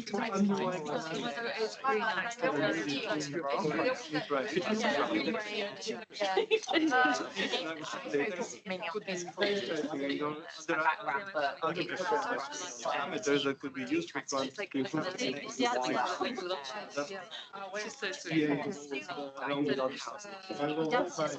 I don't know if it's useful. Until I hear, I don't know if it's useful. Review them. Il y avait une invitation à présentiel. Using more climate model. Yeah, although I think it's Inputs for our models. I think the clients are more receptive to the climate conditions models. No, I think you should join It's unnecessary. basically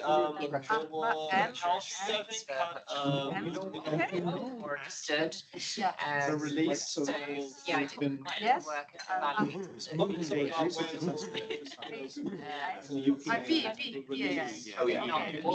and then People evaluate, every academic is evaluated. Quality and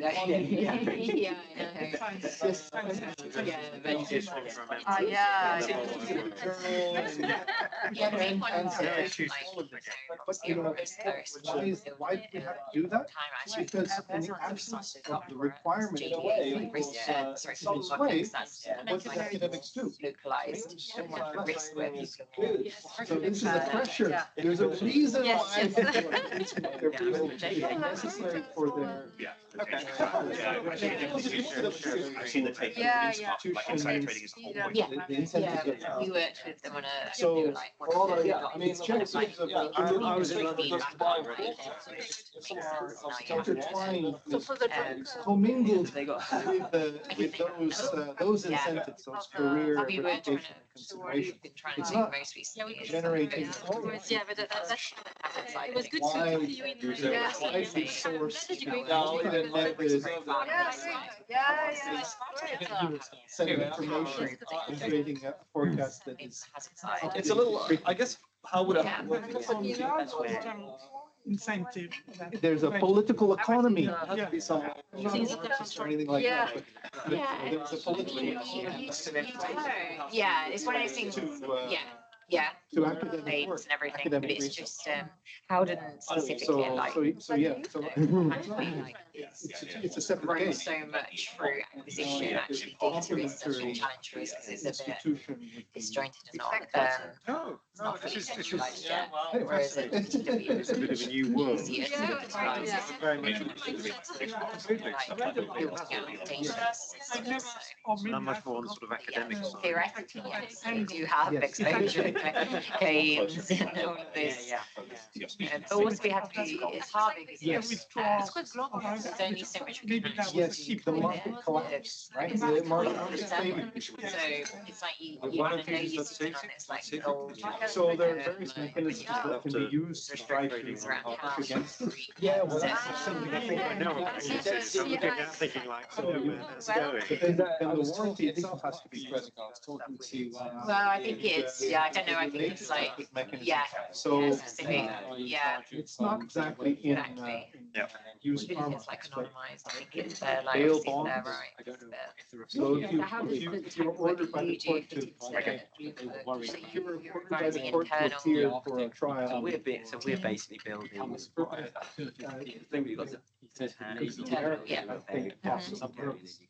You need to get bail bonds to set up, to put up, to commit.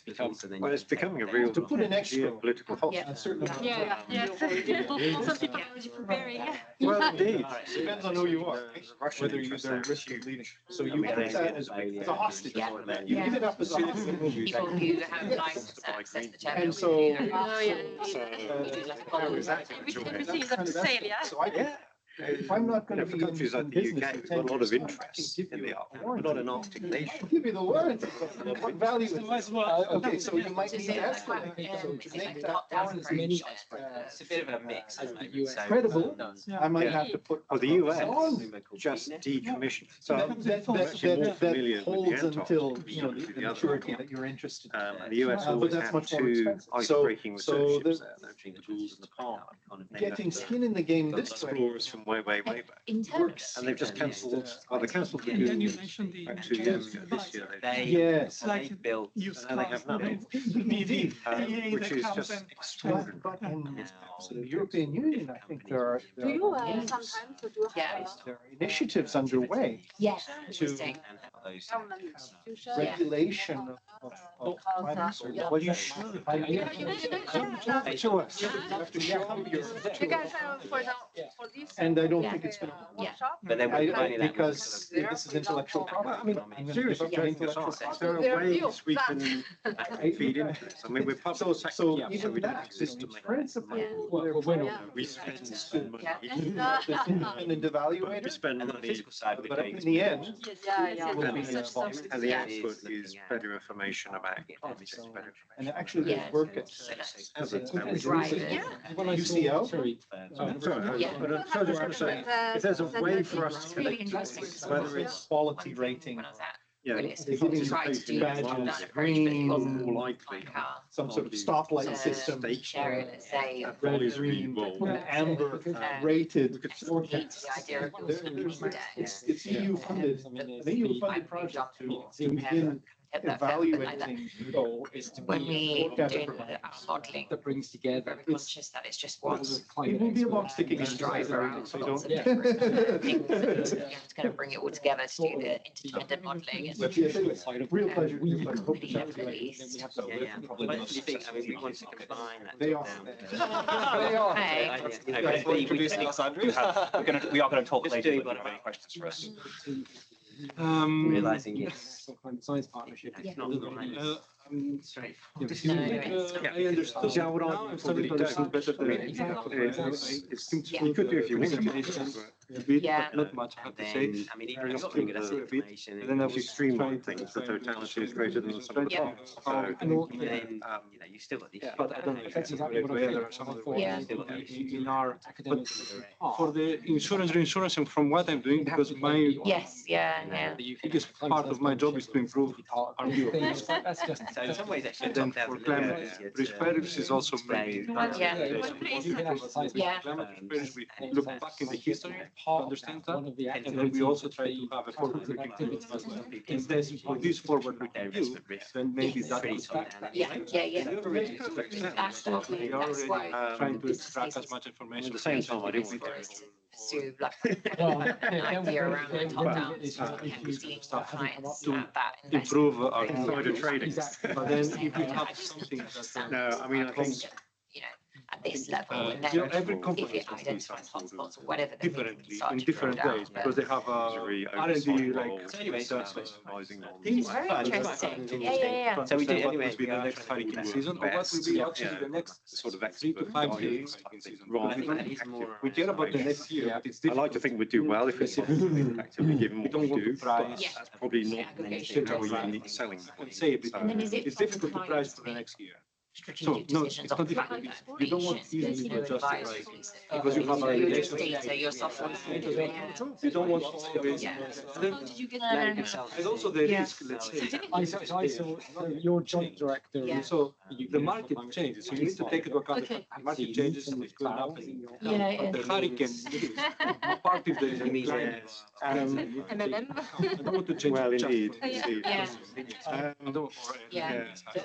Or to help them understand People try to the probably your buyers a bit more have some sophisticated underwriting in some ways if they're decisions kind of or managing use like decisions. different maturities we And found. saying Like some that. people just want a bit of hand But holding. what I'm more interested in Numbers is what is versus the some which average have this all the do you funded. have in the Yeah, next well, 5 yeah, years, yeah. So when it I lies will in have the my grades. view of risk, I have my model, and within 4 5 years, I will do another with a new model with new information, with new scientific information, I will review again. Biggest banks. So, Yeah. so, Who are- and that's what I was thinking, what would be, what would be? Yeah.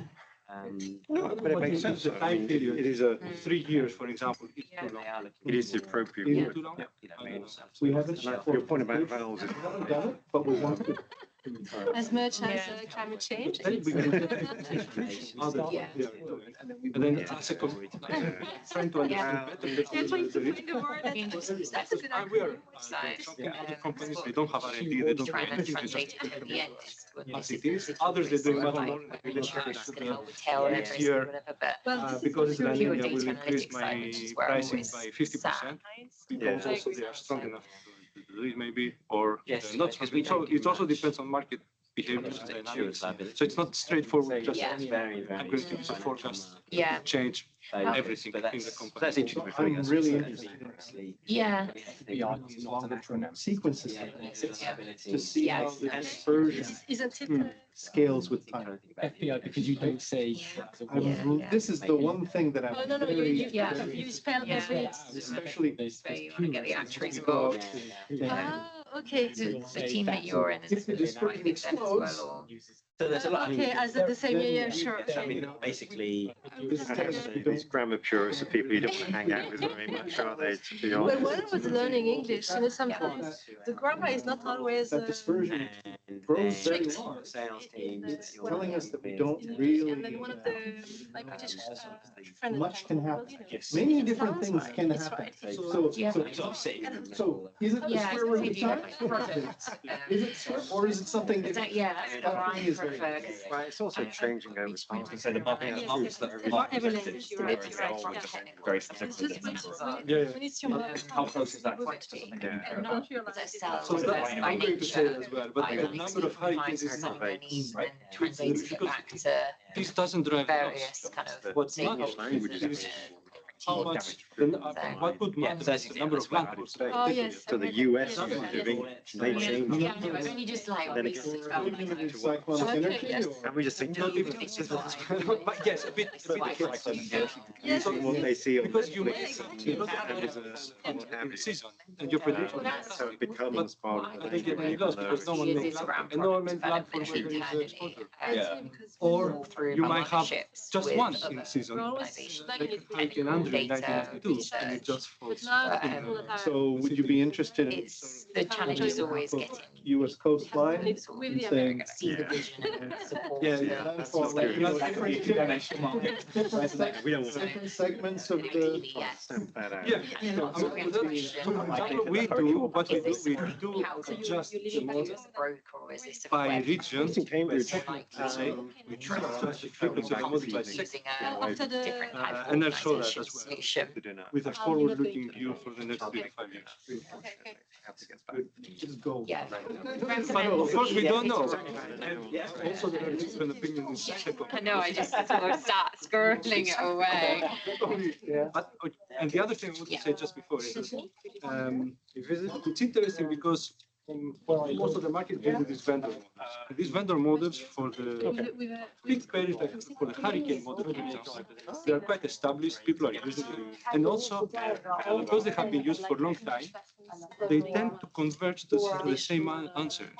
Which is maybe wrong, because maybe they converge because the other. And so, because they learn. If you look at models, not like hurricane, like severe convection, which is heavy, it's very much more difficult to model. They are very, very far apart. But as you can see, for some models and some other models that are managed to, and the convergence usually the actual. But when you look at the details of the models, so if you look at small exposures that are particular regions, they are completely different because they know they converge at the market level. They have because they've seen the information. I don't know. Very historical. Yes. The university So in particular. they are calibrated. The problem is these models are heavily calibrated. That's the problem. Exactly. And we are worried that they are calibrated to the wrong number. Obviously, because they just calibrate to what the others say. And maybe it's correct, maybe not, but I don't know. It's quite strange to see that they start here and they convert to the same number. It's really difficult for something that it's also so uncertain. So that would be also something useful for us to understand how the views converge, if they converge, and how they disperse, and why. As well, yeah, That which could is be also used. well, 2 hours. And something that I wanted to, I tried Very, I very. wanted to do more. I mean, it's got, As a reinsurer, it's got a crazy level. So we're comparing models Where at each the market level, university at the regional level, and see different versions of the model, how they, when they have been developed, when the events have happened, because they converge when there is an event, To their they need to university match the loss of the so that event. they can row in the boat. And they converge to the number at the region where the event Which is happened, crazy. while I mean, everywhere else. So two models are very close. It started match one mattering event too because much. that's just. But at other Yeah, it's regions, a big, they're completely different. Which is obvious as they convert from the calibrated, because they know the loss of calibration. So they're heavily calibrated, but we are worried. So there is a lot of uncertainties. And maybe, I mean, that's why there are ideas that could be very, very useful from these. So I don't know, are we going to talk later on? Yeah. Or do we- No, I would stay, yeah. It's, Yeah. so it's north from Exeter. I will let you guys chat, You know, because even, I mean, Seven these are the estuaries. stars. Yeah. They deserve attention. Bristol is just on the English side of the Seven estuaries. Sorry, which university? That's where That's very Oxford University. Okay. It's a nice place. Yeah, I get a chance to visit. It's very nice. Okay. Very nice. No, it's just part of went to university. yeah. I mean, it's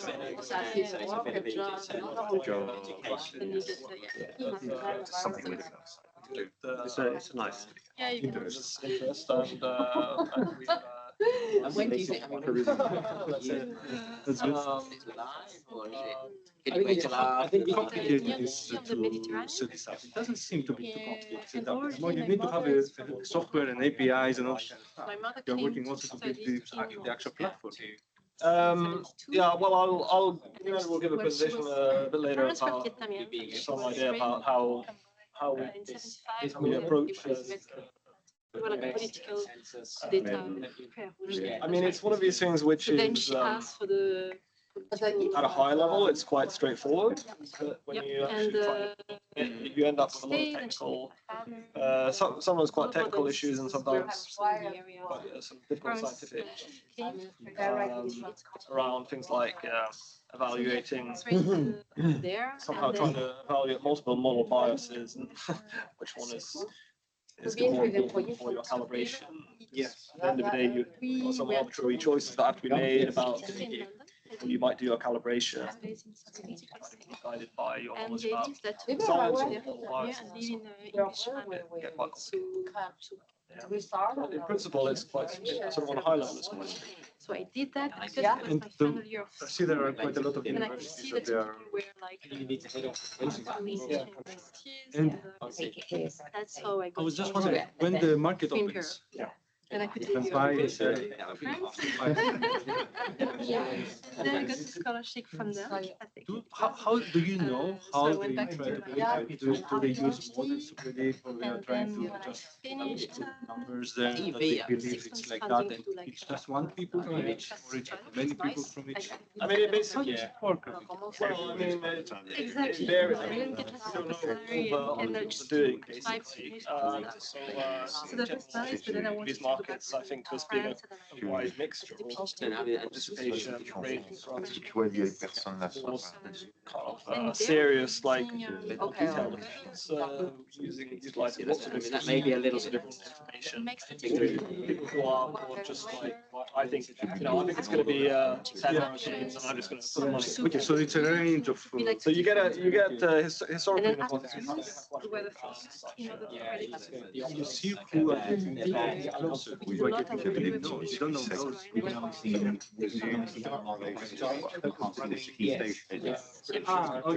Exactly. You don't see, you don't know how. And they had to show that. Yeah. They had to show that. You can understand if David Kelly So I did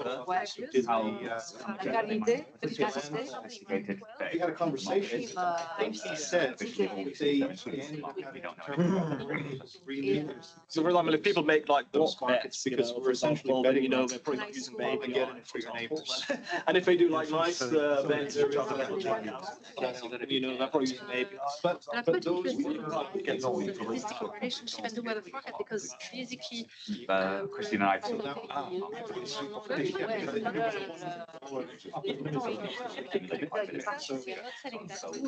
So yeah, I think we can stay just outside. EV penetration, photovoltaics. First time off, and also the amount of money invested. I think I heard between 10 teams, that's 2,000 per team. How much effort is someone putting in for 2,000? Yes. You know, we have the infrastructure, so it's less more than things. You are so sensitive. every 6 hours.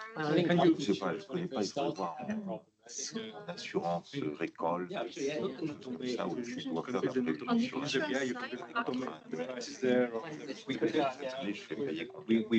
the past, we employed with trading automatically, obviously trading automatically. See, that's why I. So at the moment, we have all the trades running through it, but we could turn on something more automated.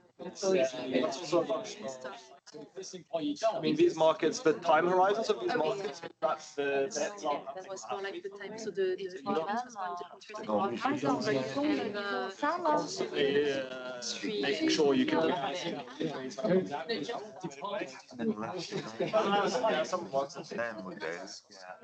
More active. I think some markets where, yeah, we can going, just checking minis, stay there. trade on the market. 13 years. Hopefully I'll so far stay around. You never know, you can never predict what to There will be a lot of yes, I see that. Yeah, sure. Est-ce que d'avoir un marché? I think the predictions, for example, supermarkets are very much the next the provision because they need next season. Yeah, because they need to know which fruits or from where. I mean, especially here in the UK, the big supermarkets they have 15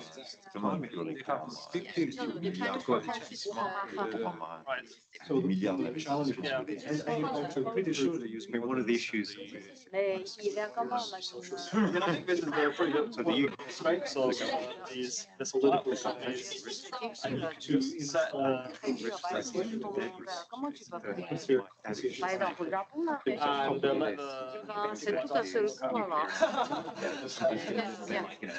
They're giving us something to do below the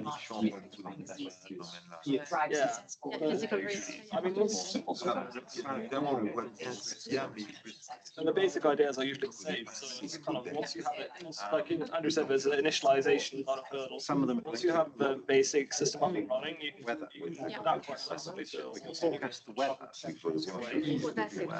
You know this better than me. But the extreme. By the way, do with that information into the financials. And would there be a way? To make decisions on. So that's not something that Mark and I can initiate. Well, I've got an idea. In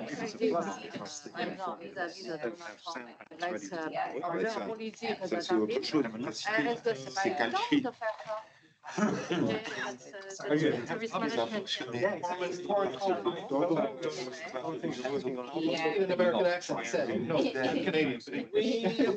Yeah, no, we considered briefly with the first market sponsored by Winston.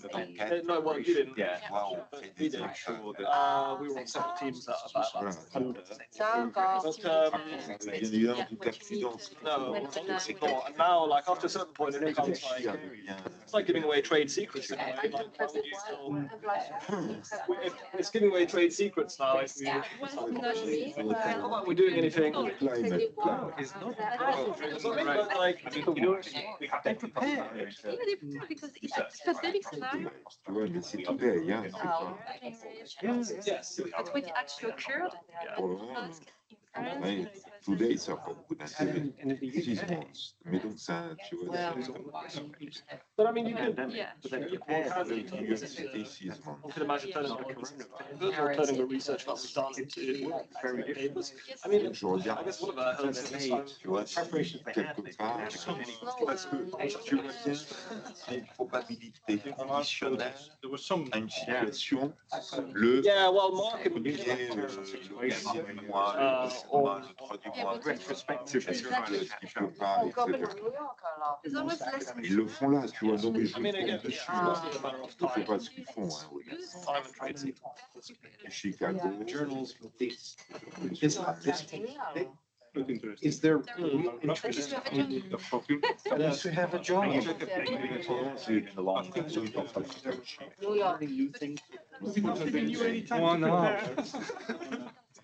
Empirical question. Are they forecasts, probabilistic forecasts that they're going to be held accountable? No, we don't do that.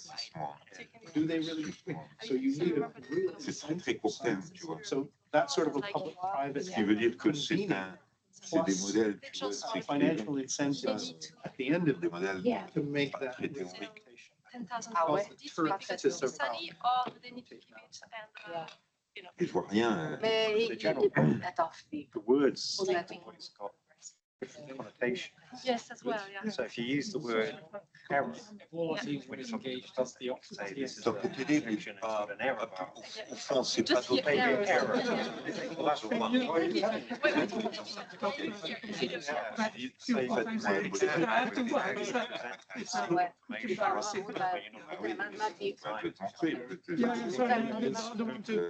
that we run into time again. And every little helps.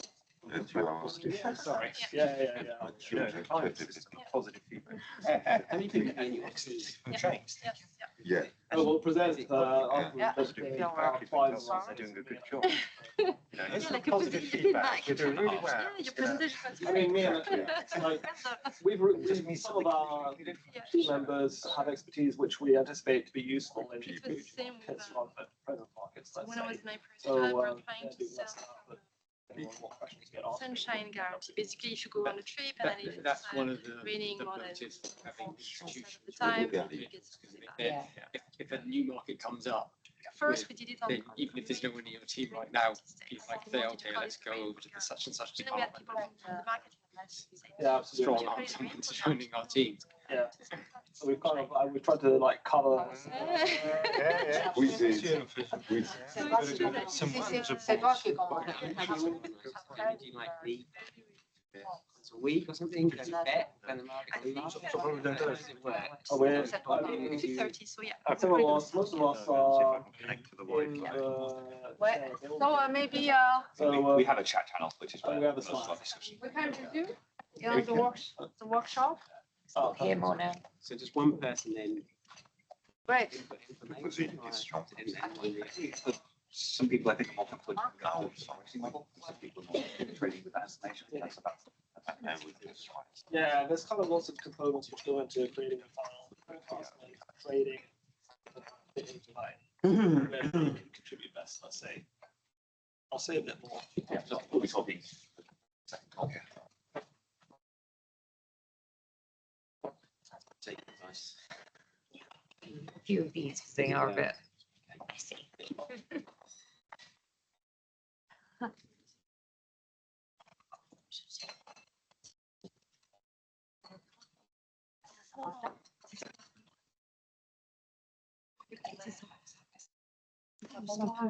Ils sont un peu raides. Oui, je comprends. Bon courage. I think we can begin again. Maybe just before Presentation. Simons make its presentation, one question. Mark, what is the real ability of prediction market beyond the very short term in case we are confronted with very huge uncertainty? I just take one example. It made an article in the Financial Times during this summer. Will the temperature increase or fall in London? You know, it's because all the question of maritime flows and the Gulf Stream.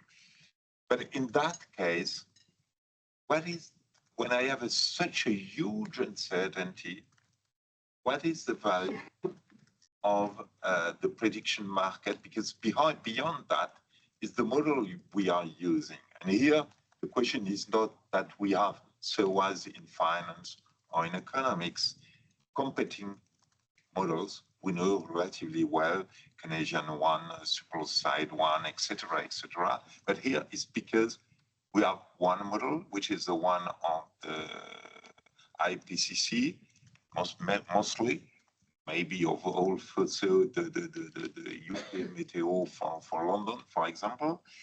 But in fact, we don't know because we know something we have not included all the variables that may influence the climate.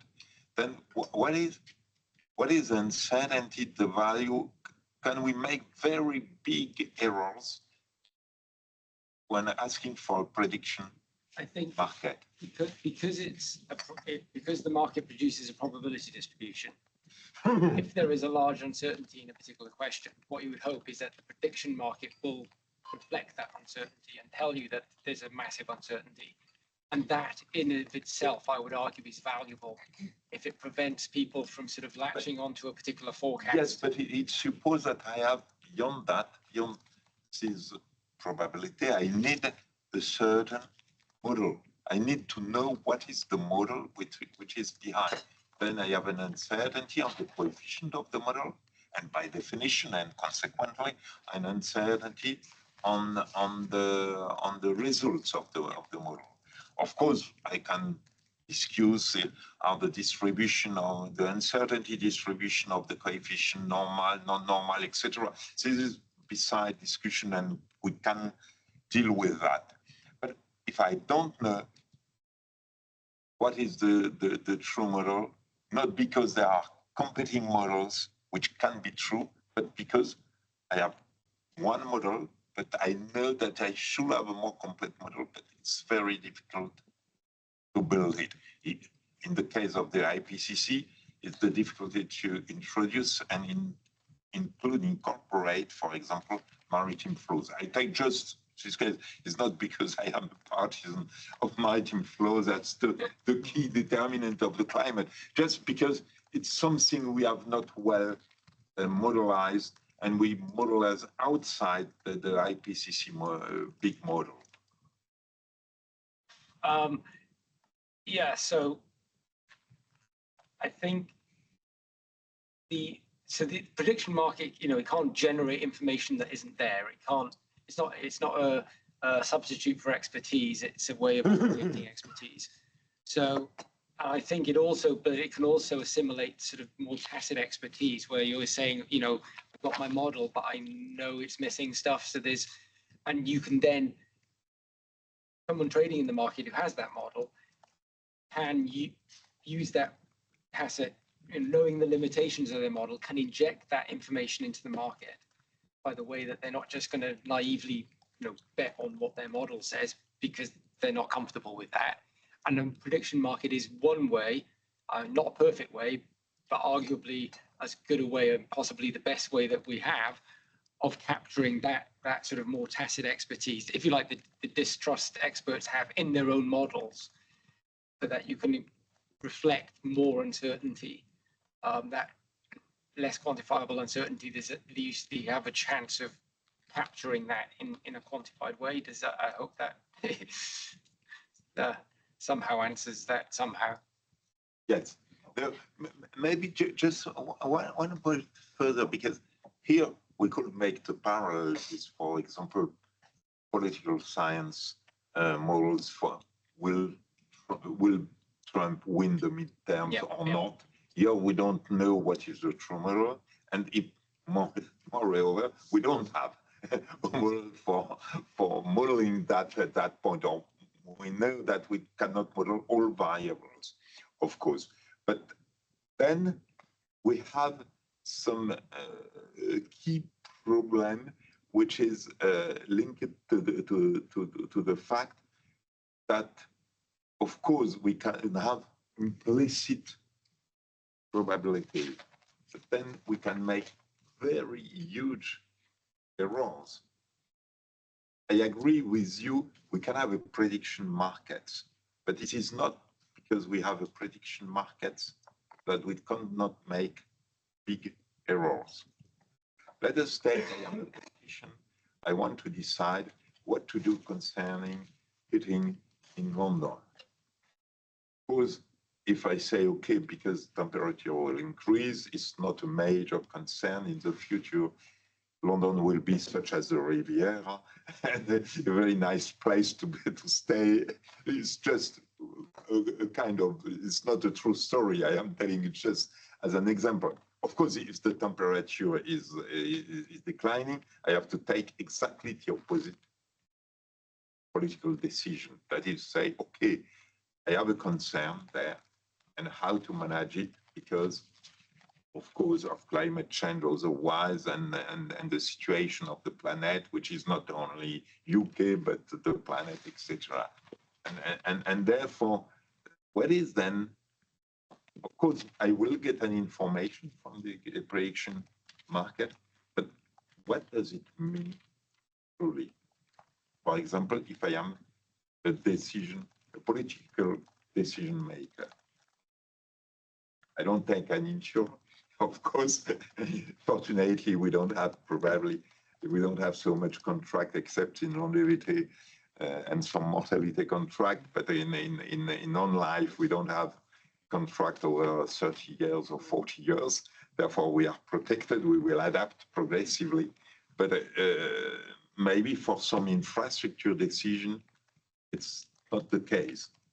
Okay, because of time flying, maybe we let Simon make a presentation, maybe perhaps, and we speak after. Okay. You know, No, okay. maybe Mark could just say one thing, how we take the prediction market in that situation. What is the information they are vehiculating and providing? So, okay, so if I mean, at the face value, the product would be a probability, let's say a probability that London's going to get warmer, or a probability that it's going to get colder.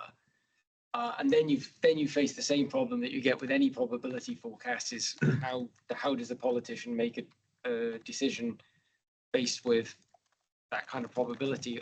But that's not an issue that's specific to prediction markets, of course, but any way of producing a probabilistic forecast that's got that level of uncertainty. And then, I mean, I could cop out and say, well, then it's on the politician. It's like they can, you know, we can say they've got the best consensus information available. And I'm sorry, but then the politician has a job to do. So I'm glad sorry, I'm not them. it was a very difficult question, but of course, it's not an exactly unfair question, and because we are confronted with such kind of problem. But sorry for this is basic. Please, Simon, well, listen to you now. I will show you a bit how we manage climate-related catastrophe risk at SCOR, and maybe this will give some ideas about how they can be used in the prediction markets. Crucial. So the aim is to forecast the next year losses. That's the main aim for both, in our case, for climate, for the natural and for the man-made catastrophe. As a global reinsurer, we are interested globally. But of course, we have to have a dual perspective. We look also the history, but history is not enough, as we know, because of climate change. So we try to integrate, in order to have a comprehensive view of risk, we try to integrate the historical and also the forward-looking science.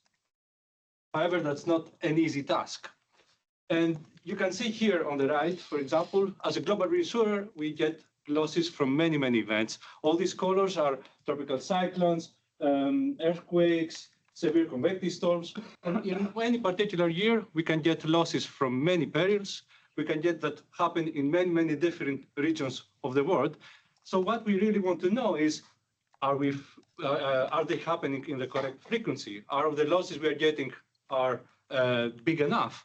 If also there is correlation between these different perils in time and in space as well, this clustering information. So unfortunately, in many cases and for many models, these are poorly modeled processes and we have issues.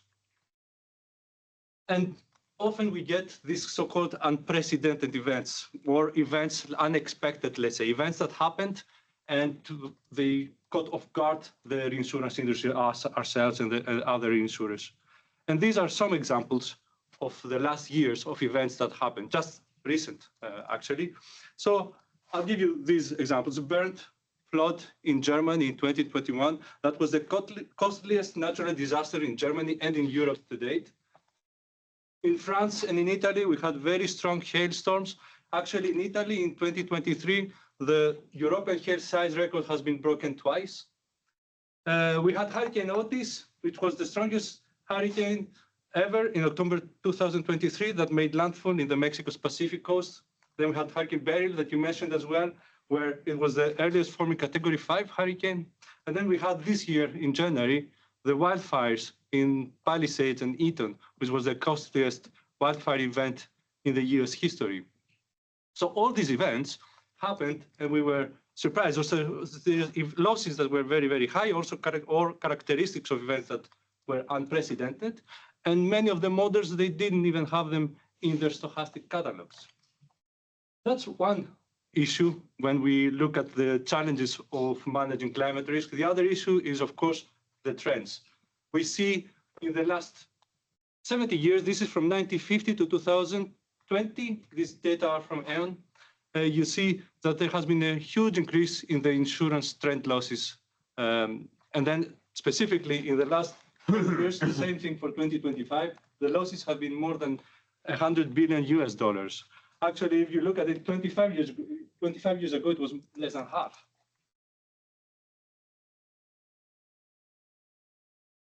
Now, here I show exactly the same thing. This is from 2000 to 2024, but I split between the peak perils and the not peak perils. Peak perils is hurricane, earthquake, and the European windstorms. Not peak perils is severe convective storm, flood, wildfire, drought, and winter weather. And we can see two things, or several things, first of all.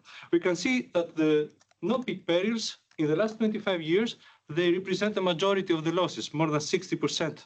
In the last 25 years. Also, if we look at the growth, the combined trend for all insured losses has been around 6% per year, but for the non-peak perils, it has been 8%, almost double than the peak perils, which was only 4%. However, you can see as well, of course, that the primary and peak perils, they still hold the most loss potential. Here, 2005 is Katrina. 2011, it was the earthquake in Tohoku in Japan. Then we had 2017, the hurricanes Irma and Maria. So they hold most of the loss potential. If they happen, they can bring really huge loss. But we can see that the severe convective storm, the flood, all these losses are increasing. And why they are increasing? Again, there are two reasons. One is exposure growth. More people are living in NatCat prone areas than before. So you can see here in this plot, it shows the proportion increase, the population increase since 1975 in areas in Europe and North Asia that are prone for flooding. You can see that at risk is the black curve here. They are increasing more than in other areas where there is not such a flood risk, such much of a flood risk. So that's one thing, and this data would say it's from Moody's RMS. But then the other thing that is also, of course, very important is the climate variability and trend for all these perils. We can see that there are different changes in frequency, intensity, where they happen. But I say here climate variability and trends, which is not only trends that we are interested in due to climate change, it's also the variability. And one example is the historical Atlantic accumulated cyclone energy. These are data I took from Wikipedia, but this is the 5-year running mean, and you can see here from 1851 to 2021. And you can see that the variability is a superposition of interdecadal variability, interannual variability due to El Niño southern oscillation, and of course, climate change trends. And it's interesting as well to see that in the last years, we are actually in a highly elevated hurricane activity, which is important, and I will show what we have done to take that into account later on. So what kind of tools do we have? So there is a series of tools here. This is quite big, but there are, I split it in these 3 sections that I described before of these challenging areas: the climate variability and trends, the data and model limitations, and the risk exposure growth. And I will go in the next slide one by one to show you for most of those. But let's start first with the risk exposure growth. So we have, maybe it's not all the tools that we have, but I'm just going to say some of them. I'm going to show you some tools that we have to monitor and manage our accumulated gross exposures. Then some underwriting strategies that we implement to manage also the same. And then I'm not going to discuss a lot about this, but all these vendor models, they don't take into account some of the non-model parts of the losses, like, for example, inflation, litigation, regulatory changes, that we need to take them into account, and we do analysis in order to, because they affect quite a lot the claim costs. But it's quite important as well. I'm not going to talk much about that. I will show you here one example of what we do in order to understand for our aggregate exposure or for our sedents if they are overexposed in high hazard areas. Here, it's for one particular sedent. This is a sedent only focused in California. We show the distribution of exposure by hazard. Here is the list of all the hazards. And then here it shows with the bar and the colors the percentage of exposure that is in high risk areas. For example, look here in terms of wildfire. This again is California. You can see that a big proportion, the red and the orange here, is located in areas where there is very high or relatively high risk. The colors show high, relatively high, and then it goes up to low or none. And so we can look at sedent exposures, and we can have also maps. Here again is similar, California. You can see the size of the bars here, so the total insured value of the risks, and the colors again show the risk area. So the red, for example, is an area where there is high risk wildfire, high wildfire risk. So we can do this at each sedent level. We can do it on an aggregate level, and in this way manage our exposures.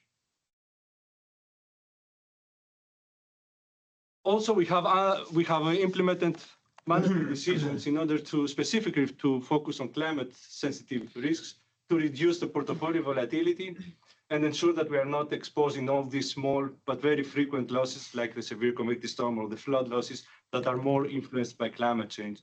And we do this by increasing attachment points specifically for treaties that are climate sensitive, meaning they have a larger proportion of risk that are related to climate sensitive perils like severe convective storm flood. We also prefer to write per occurrence deals than aggregated covers. Aggregated covers are covers that are for the entire year, and then you can, there are many events, you have to pay for many events that happen in one year. It's not only one event if occurs, and then that's it. And then we also have some metrics like this earning at risk or capital at risk that help us diversify in cover accumulations. Now, if I go to the next bit, is the data and model limitation. So we are doing a lot of work, specifically in my team. We are validating catastrophe models. We're also trying to improve our view of risk by looking at historical data and also doing counterfactual analysis. I will speak specifically about that. And also SCOR, of course, as this initiative, we also support climate research as similar or crucial via the SCOR Foundation mainly. So, as I mentioned before, our goal is to ensure that the models reflect today's and tomorrow's risk and not historical regimes only. So we look again the past perspective and the forward-looking view.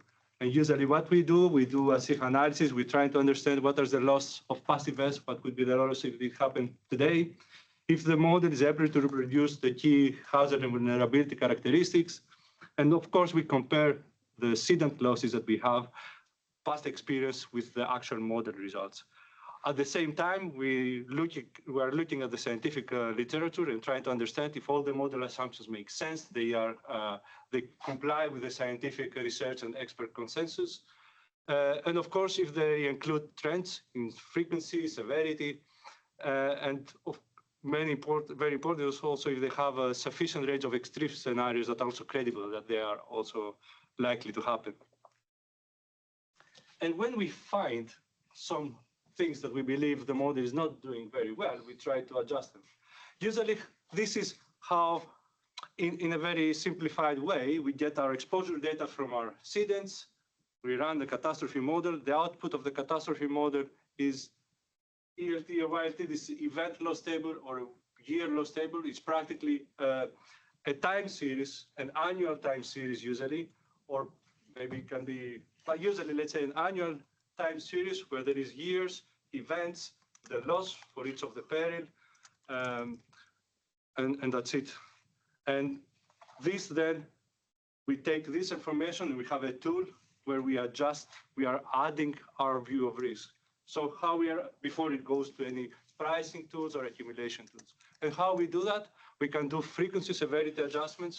This time series, if we believe that the events that happen, the frequency is not enough, we might add events. We're doing simulation, we add events. If there is severity, we increase, we put loadings in the loss. Sometimes we want to add clustering effects. This means that the frequency stays the same, but some years have more events, other years they have non-events. So we remove the events now and there, or we reshuffle, because this year loss is for every peril. So we have a year loss table for every peril. And if we know there is some correlation, then we have tools to reshuffle the events and put this, let's say during the same year, the events that have large losses to induce a correlation between the different periods. Of course, all this information, we take it, we try we look at literature, we try to estimate what would be the best way. And then now I'm going to show you one example of how we adjusted the hurricane model for its frequency. A couple of years ago, in 2023, we've done this work. And here it shows, for example, these are data, hurricane landfall data from IB tracks. So this is the annual frequency of Category 1 hurricanes in the continental US from 1950 to 2000 to today, actually. And these are in blocks of 10 years, except the last one, which is the last 5 years. So from the 50s, 60s, 70s, I show also the uncertainty. The uncertainty is a bit large. The frequency of how many hurricanes make landfall every year is pretty large. It's around 1.9, around 2, let's say, of the number of hurricanes that make landfall. And what we want to do, what we want to estimate is what would be the annual, the average rate in the next 3 to 5 years. So let's say from the next 3 to 5 years, what would be, where we need to calibrate the model. Because the models, usually they are calibrated to the last 100 years. Or they also have their views sometimes, but sometimes we don't believe many of those. They take also some assumptions in their modeling. So what try to do? We try to do, again, as I mentioned before, we look a bit back in the history and try to estimate what is the optimal reference period to calibrate the rates. I'll show you later. And then also looking forward, what is the frequency that if this increasing frequency, because you can see here, there is an increasing frequency of hurricanes. This is what I mentioned before, that we are in an elevated hurricane period, elevated hurricane activity period at the moment. Is this going to continue or not? So here, we've done some analysis to estimate what is the optimal number of years that would predict best the next 5 years. So for example, for 2025, if I want to predict what will be the annual frequency of hurricane landfalling in the continental US from 2006 to 2030, I looked at the last 5, 10, 20, 25, 30 years, and then calculate the difference between what really happened, actually, and the previous years, all these previous years. And I do that for all of the years back to 1915. And then I split it as well to different periods because things change as well over time. And this graph shows this time window, how many years I should look in order to have a smaller error, a better prediction of the next 5 years for all these periods. And we can see some interesting stuff. First, because how many hurricanes will landfall is very variable. It varies really a lot. It can be 0 in 1 year, it can be 6, 7, 8 in another year. The more years you have, more or less, the more better it is. So you need more 20 years to have a good prediction. So you should not use the last 5 years to predict what will be the next year because the error is big. But you should have as much, let's say, around 20 years to estimate with the minimum error. Also, what we see is that as we go to the later years, the error is getting larger. So it's harder to predict what will be the next 5 years average hurricane rate recently, and this is due to the larger variability. Climate change is not only changing the frequency, it's changing as well the variability of hurricanes as well. So this we can see it clearly as well. The large variability in the last 20, 30 years lead to the fact that it's harder to predict, let's say, what will happen in the next 5 years. So The variability is not only linked to climate change, there's also natural variability. There is also variability, but I'm not showing here, but if you look at the hurricane landfalls in the last 50 years, you see there is variability, and then there is much larger variability in the later period. And the large variability is also related a bit to climate change as well. Now, of course, we need not to look only at the past. We need to have also a forward-looking view. And what we believe will happen in the future. And we look at scientific publications, climate modeling studies. Here I just show the sea surface temperatures, the trend on sea surface temperature in the Atlantic by decade. You can see there is a trend, in part at least, due to global warming. But you can see that the trend is more as well to the northern mid-latitudes, which shows that, and as many climate studies suggest, hurricanes, they get stronger, and they also get stronger, or they're getting more hurricanes in the northern mid-latitudes, more to the north. So there is also a regional aspect that it's important to take into account. So what do we do? What have we done? So we have adjusted the hurricane model, the event rates, the frequency by region as well, to take this into account in order to have a better outlook for the next 3 to 5 years. I didn't show, but we also adjusted the clustering.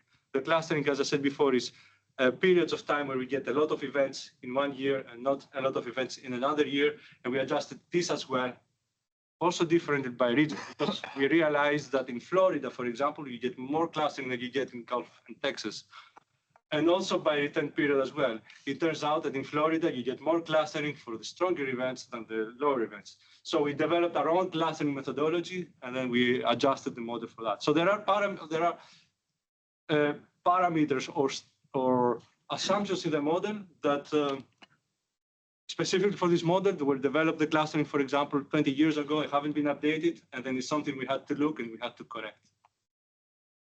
That's good.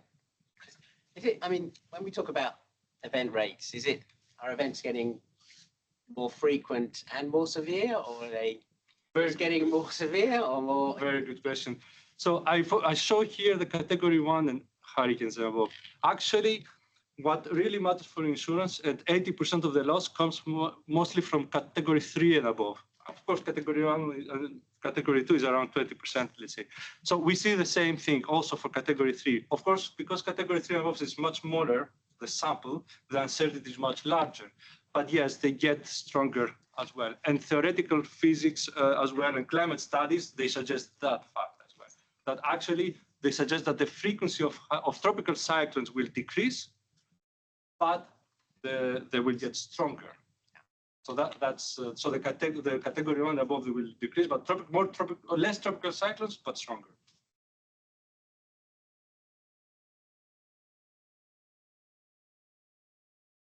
So, however, as I mentioned before, even if we correct the models, sometimes they don't even capture some of the events. So we need to have a look and understand are events that they are not at all in the models. And what we do is we are thinking about what if scenarios. What if a F5 tornado would hit London? Or what if a hurricane would make a direct landfall in California? Or what if a large part of Paris gets submerged by a massive flood? Or what if a windstorm would induce severe damage in this huge area in Europe? Or if the Thames barrier would fail? So we need to understand, is these events plausible to occur? Are there any physical limits or physical upper bounds and they cannot happen? Or if they can happen, what is the frequency of those events? And if they are present in the stochastic representations of our models. And then, of course, with global warming or with climate change or climate variability if we expect that these events, the frequency and the severity events of these events will change. And in fact, if we look a bit back in the history, such events happened in the history. So not all of them, I just selected 3. But this one is, there was a great London tornado of 1091. It destroyed the London Bridge, the wooden London Bridge at the time, and big part as well, severe, a lot of damage in the city. And actually, based on some scientific studies, they estimated that it would be a F4 in Fujita scale. This is something like 240 miles per hour. So it was a very, very strong tornado that happened in London. There were some others, but this was probably the strongest or one of the strongest. The hurricane in California, there was a San Diego hurricane, category 1, that landfall in 1858 in California.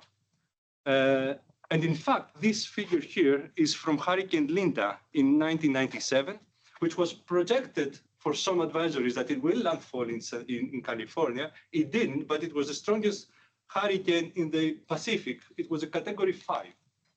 Of course, the advisory suggested some of the advisories thought they will landfall as a category 1, but finally it turned on the left to the Pacific. It didn't landfall, but it's events that could have happened. The Paris Great Flood submerged in 1910, big part of the city at the time. So it's an event that could happen, and I think that French are quite worried about that. They could worry too, because in France we have this public system for the natural catastrophe, inundation especially. Much better than I wish. So we understood that there are a lot of events and we can get a lot of insights looking at past events. And there are events sometimes that are kind of forgotten.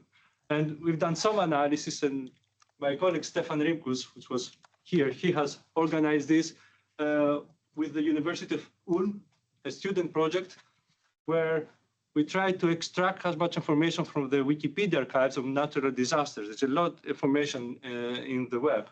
And the students, they used AI and web scraping techniques, and they managed to extract almost 5,000 natural catastrophes from 1888 to 2025, with good information in some cases.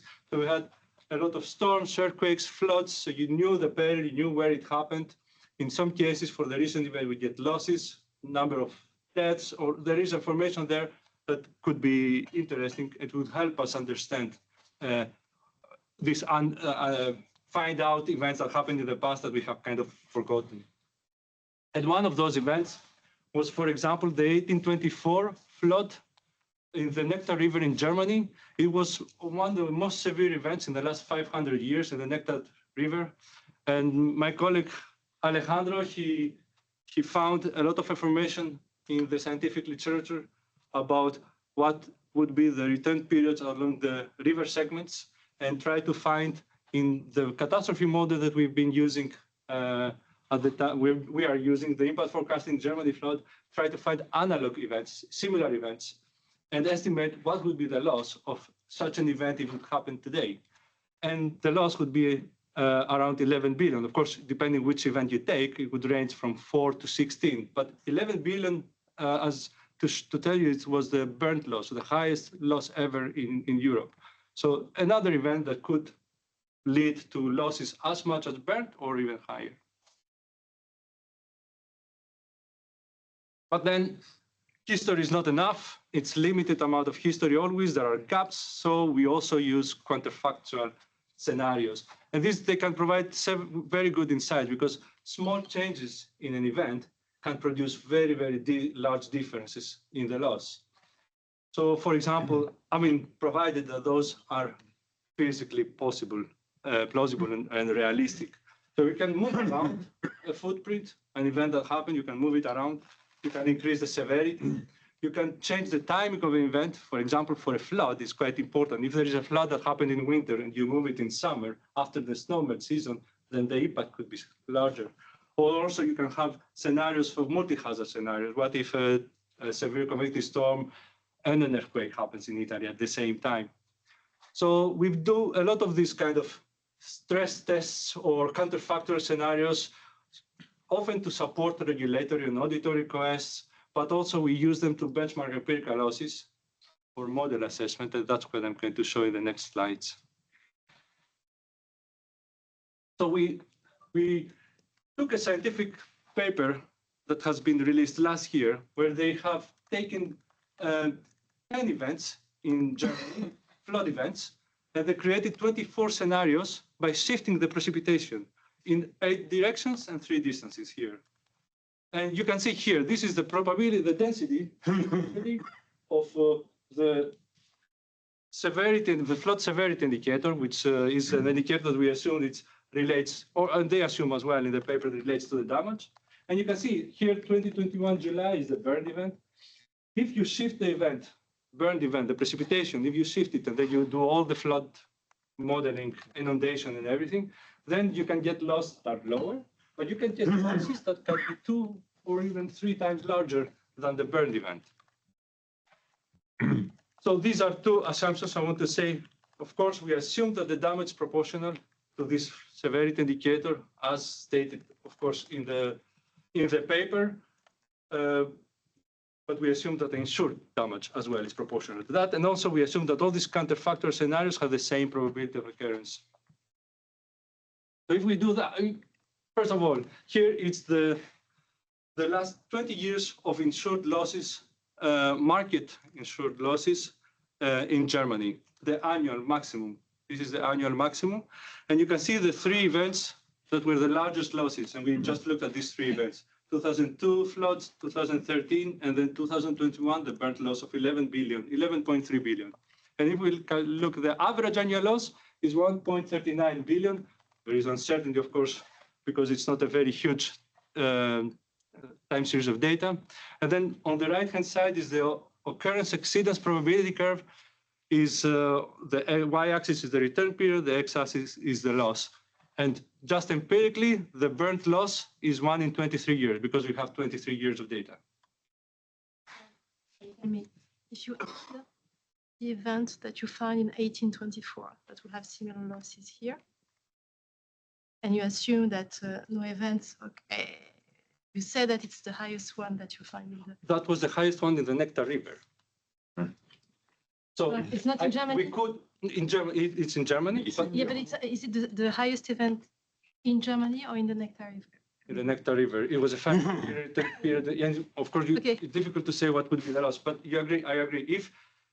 I think if we wanted to extend, then you need to look all the other segments, rivers, and try to do, if you want to extend, so. No, I thought you said that it was the highest in 1824 for Germany.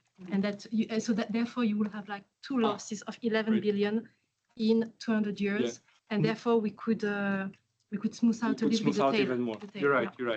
But that was, I don't know if it was the largest in Germany. I'm pricing it, so I'm trying to make it lower. I don't know. Probably there were other as well. So it was one of, we didn't look all the periods. I have to say just one.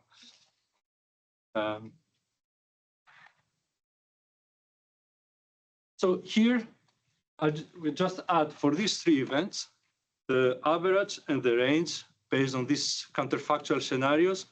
And you can see that on average, for most of those events, on average, you get a bit lower losses. They were quite extreme. Actually, if we look at burnt, this is the CDF of the burnt loss based on these counterfactual scenarios. The burnt loss would correspond to something like the 71st percentile of the loss. So you could get larger events, you can get lower events, but it was a more severe event, let's say, than on average if you take all these counterfactual scenarios.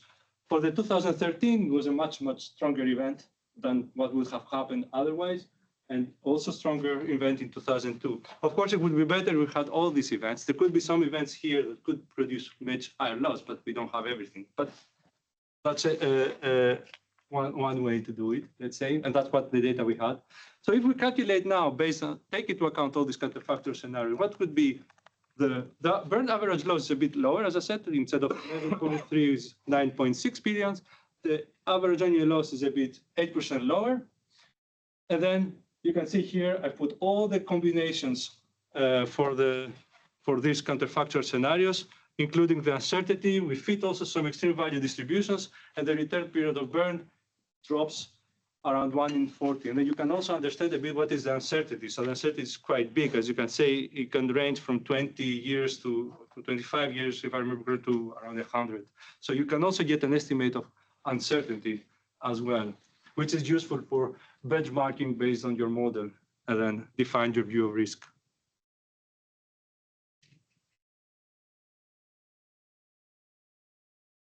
Any questions or continue?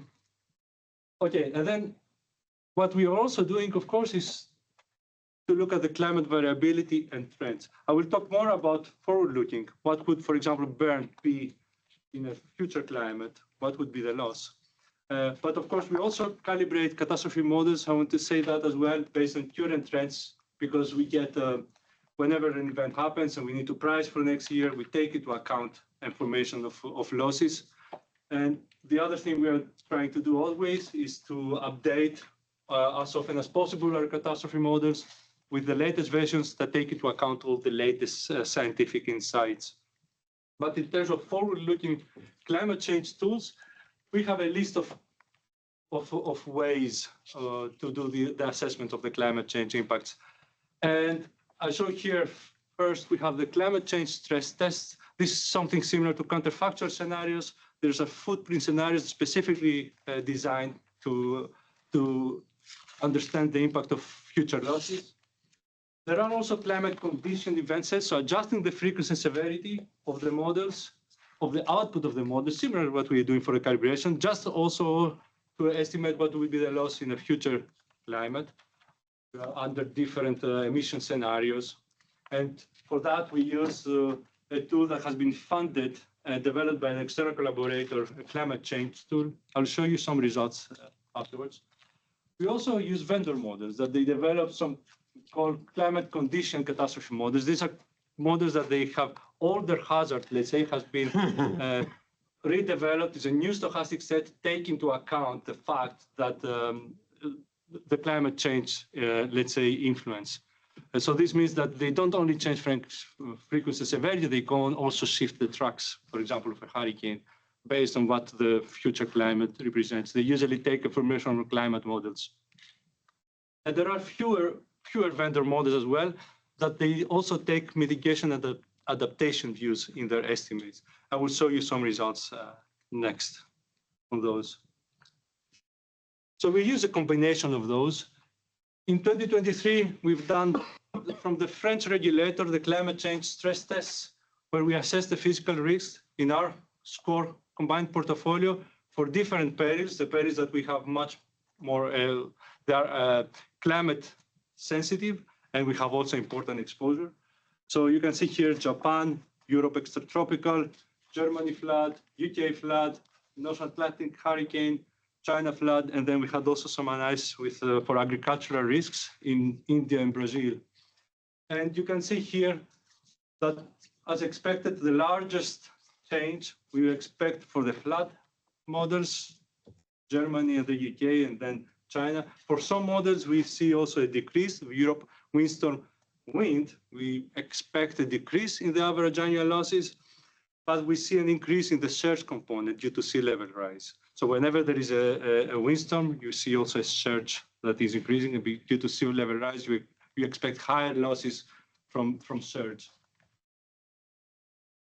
Then this we use a combination, mainly this climate change tool that I said, with a simplified tool. It only works on aggregate level because it takes the output of the model and adjusts only the frequency severity.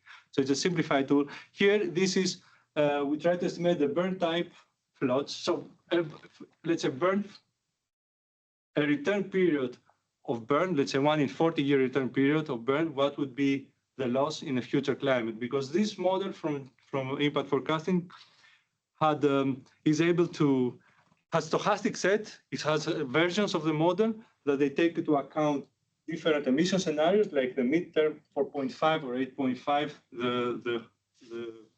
the more severe, let's say, emission scenario. These are for 2050 to 2075, a bit further to the future, with adaptation and without adaptation. Adaptation here in their model is only related to flood defenses, not to vulnerability or something else. But it's interesting to see that depending on which of these scenarios you take, the uncertainty or the loss that you could get could be huge. It ranges from 8% to almost double of the loss that you get from burn. But this also shows a bit the large uncertainty that you can get, that we have for the future changes. And now then I was thinking, the crucial project, how this could help. And of course, it could adjust the SCOR view of risk. We can take the probabilistic forecast in more or less the same way to adjust our view of risk and improve our assessment for pricing and accumulation. But there are not only this way. Sometimes it's also easier to think about as alternative views. You have alternative views that they can also affect the marginal decision. If we don't know if we're not sure if it's inconclusive, we're going to write a deal or not, then we can get information that tell us, okay, put the scale up to write it or not write it. Or we can calibrate the participation in high and low risk programs in order to avoid climate sensitive hotspots, or take guidance to buy more retro or not. So there are several ways, I think, that we could use the crucial, let's say, probabilistic forecast output. However, there are some requirements that I've put here, and these are also from the Lloyd's documentation, some Lloyd's documentation seasonal forecasting, but also I added one part in the bottom, but about what would be the requirements for forecasting risk to inform business decisions. And first is the relevance. The forecast must address key impact from the periodic concern, so it has to have relevance with insured losses. And this is what I was just discussing before with some of you, saying that the numbers of hurricanes in the Atlantic is not so useful because they don't drive loss. What drives loss is the landfall and the category at landfall. So even if there are years where you have 10 hurricanes in the Atlantic and you get no loss, so it's not so useful. Or the opposite, you might have only one hurricane, but if it hits, like in 1992, Andrew, if it hits exposure, then you get the largest loss ever. So it needs to be relevant with insured losses. Then it needs to be easily integrated to the risk pricing systems. For example, the accumulated cyclone energy is not usually used in catastrophe models, or even the numbers of hurricanes. It's difficult it's quite difficult to convert the number of hurricanes to number of landfall hurricanes. So you need to do some assumptions which create additional uncertainty. So usability is also important. The timing of the forecast is also important. Usually the forecast lead time should be to account also for the preparation that is required, 4 to 12 months for risk pricing decisions. For example, again, for hurricane, or if we think about seasonal forecasting of hurricane, most of the contracts are written in January, April, and June. So even for the contracts in June, you need to have a good view of what will be the hurricane risk for the hurricane season that starts from June to November, a couple of months before. So you need to have an accurate, let's say, forecast around April. Then again, how accurate is it? Well, I think it's very good to incorporate holistic views in the forecast. So I think that's very important. And even weak relationships, if they are significant, then I think they can help and they can provide some meaningful, a long-term, let's say, benefit. And the final would be to evaluate the cost of having a seasonal forecast versus the benefit, and the benefit versus the cost. Also, it compares to the market behavior. Because, for example, if the next forecast says that for the next year we're going to have it's a very, very active season, we're going to have a lot of hurricanes, and we decide that we get off the market, we price 50% less, and then nothing happens, then it's very, very difficult to re-enter the market as well. So it's also a bit, there are things like that that you need to take as well into account, and it's difficult to know as well. That's all that I have. Here is again a bit of a summary, but I'm happy to take any questions. Thank you so much. So one question, there's quite a lot about flood. I mean, do you think flood is the most climate sensitive peril that you're looking at? Or?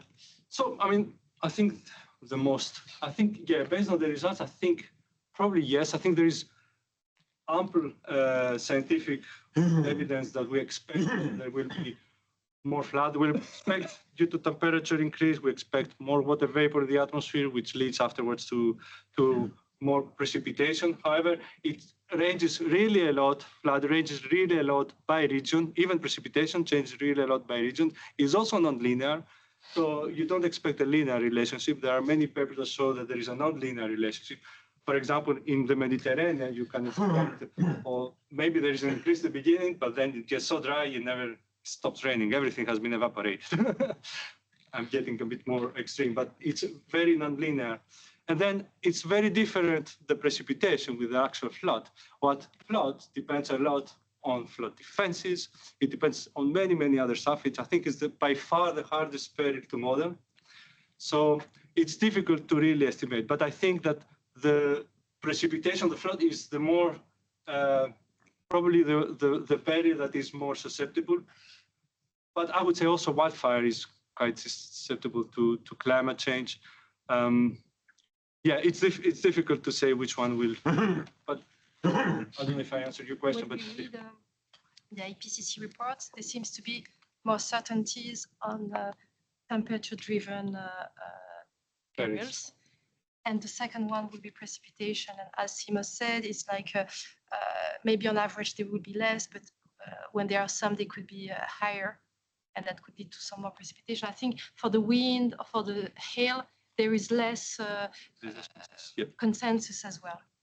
Yeah, for severe conventional. And on our portfolio, flood is a bit more risky than wildfire, but this is also on our portfolio. Yes, that's true. Yeah. But on floods, I think, for example, raining will be increasing. Yeah. Therefore, there is a correlation between raining and floods. That is therefore, we have a sense that the probability of bigger floods will increase. Of course, the geographical location of the floods is something totally different. But on average, for a geographical, sufficiently large area or geographical area, we can say it is increasing. Or I mean, the theory is quite clear. There is a Capello equation that says that it will increase the water vapor 6% per degree. Actually, if you look at the climate models, they suggest probably depend on the region. These changes of the region can be even double, 12% per degree. So I think that's very clear. And of course, if you have much water vapor, you also expect much more rain. Again, flood is also, because it depends on flood defenses, it depends on many other aspects, is a bit more difficult to quantify, but you would expect, I think, as you say, you would expect on the globally, you would expect more floods, and it's something that we see, more severe floods. Maybe more in, like, you know, in semi-arid countries, now they're getting more urbanized. Yes. So you will have like this flash flood that comes into play. Can I ask about your windstorm assessment? Because you seem to suggest that you're expecting the risk of European windstorms to go down. Is that driven by changes to exposure or climate trends? Or no, this was mainly on climate. In general, I think for European windstorms, there is not much change in the risk. And the scientific consensus is that the risk is stable. It hasn't really changed. We, based on this climate change tool, which was actually developed using climate models, climate output from the CMIP3, actually, at the end, the result was a small decrease, but that was only for the wind part. The surge part would be increasing. Yeah. It's a bit of clear increase due to the sea level rise that you will get a bit more flooding in the coastal area. I was just curious because it's one of those places where climate models have a huge amount of uncertainty still. Yes. You're, whether jet stream is going to move or not, in the future. Yeah, there are huge uncertainties. There are huge uncertainties. But I think it's useful first, it's useful to get these uncertainties and know these uncertainties, but also useful to have one view, the average view for decision making, because probabilistic forecast is very important. Sometimes you need always to make it a bit more quantifiable to make decisions. So even if we take into account probabilistic forecast, so we have distributions at the end, what drives decisions is numbers, right, Marie-Laure? Yeah, that's true. And as we said, it's like on wind, there is no clear trends in either way. So at this stage, yes, the signal is more pronounced on temperature, precipitation. Wind is a bit of no clear signal. And also, it's true that there are also some papers that seem more like a cycle in the wind, in the European windstorms, and that we had a cycle that was relatively low in the 50s and went up to 1999, and that it's a lower phase, but that would be more like a cycle than a trend. But again, you can read different assessment in the literature. This is why we're saying that there's no clear trend. And if I take the results of what Simos showed, the result on the SCOR portfolio, which is European level, at least for the European wind. The FFSA in France, we have like a French organization of insurance. They also did like an estimation of the cost by 2050 and 200,100. And they also showed that the cost due to wind will decrease, but the cost due to flood or that should be expected to increase. So it's kind of in line with what we see on the market.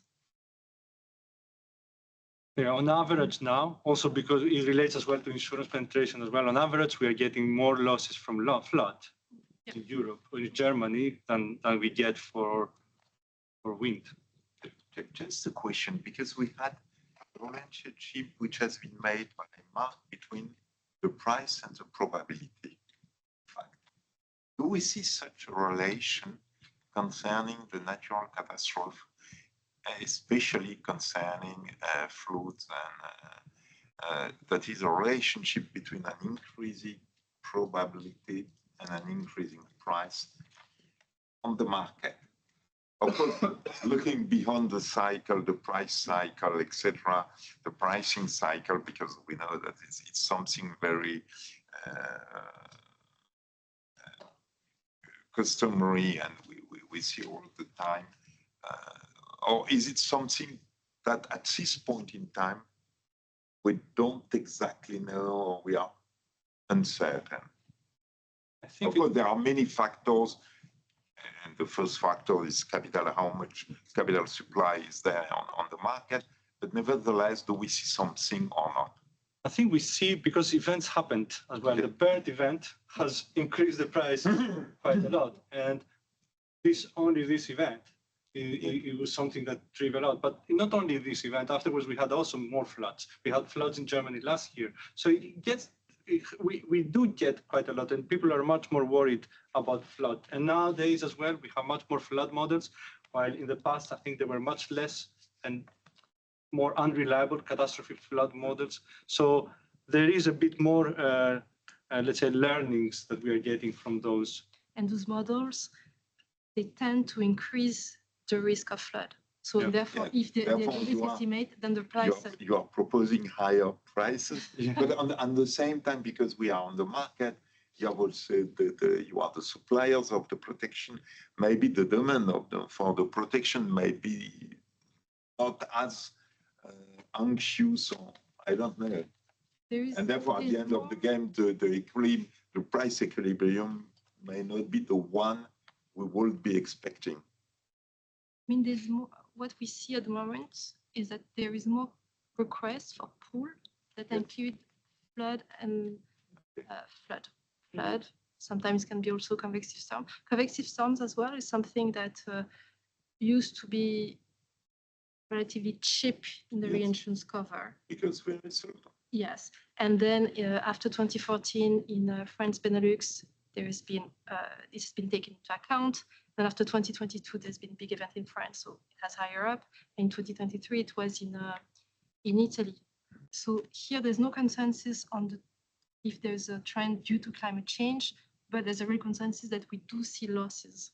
So it's more like a reactive way. But after the event, there has been a reaction of the market. And of the model vendors. So all the model vendors have updated the models because all these events were not able to capture. And then maybe I have a further question is because it may impact directly what the prediction market will do.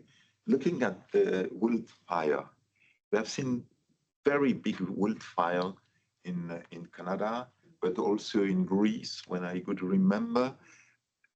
Do we have an idea? Because what was surprising in this wildfire is that their strength was not so much linked with the evolution of the climate change. Of course, the evolution of climate change is something which is relatively smooth, at least it's what we put in the figures. And then we see suddenly something which is totally even out of the box, even when considering climate change.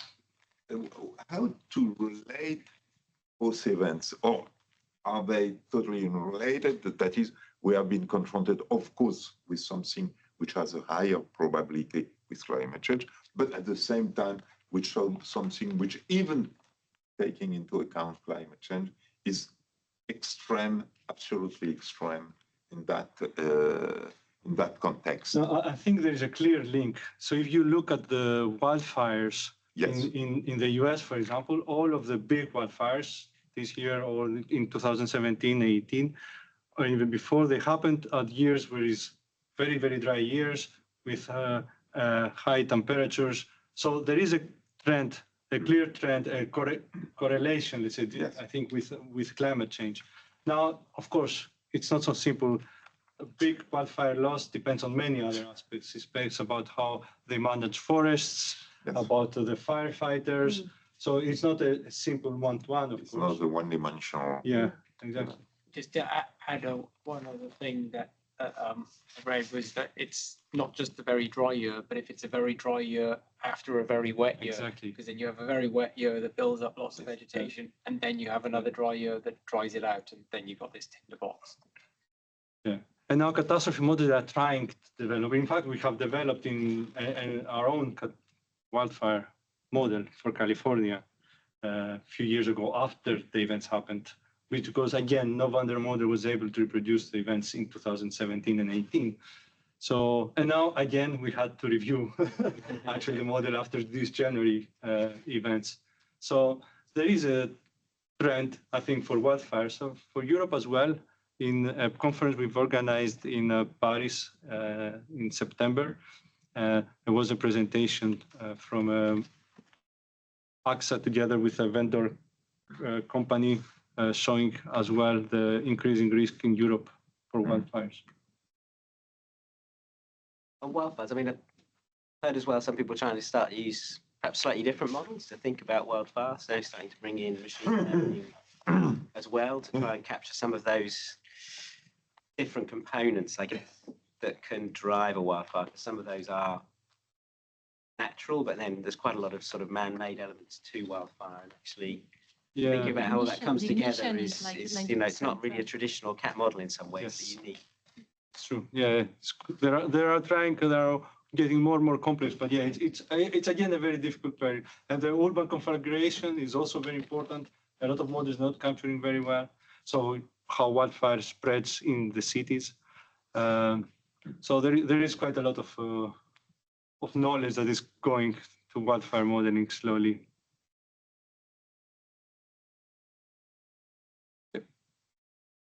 Thank you. Okay, I don't know if for those connected there are questions, because we have currently taken all the questions from the room, from the war room. Maybe just please raise the hand, send a message. I don't know, I don't see. It's sure. You have not hidden question? There's no questions. No, I don't see questions. Okay, Okay. let us. Nice Have someone say- Oh, sorry. If I could. So I think very early on in your presentation, I think you presented global loss data, and was it segmented into high impact and going there? Yes, sorry, peak perils and non-peak perils. So is there increasing correlation between the non-peak perils, or is this multi-hazard, or is, can you unpack what's happening in the right-hand figure? About the trend. Yes. I mean, the trend relates quite a lot on. You have those, yes. On urban growth, specifically for severe convective storms, wildfires as well. Yeah. It's really and it depends on the region. For the US, a lot of the change is due to exposure growth for the hail and the tornado risk. The majority, let's say, is driven by exposure growth, not so much climate change. While in Europe, our understanding so far is also driven by climate change, at least in it. I mean, it's difficult, as Marie-Laure said, but it's a combination, I think. It's a combination of the trends, it's a combination of exposure growth and also climate trends and climate variability. Correlation between perils is very, very important.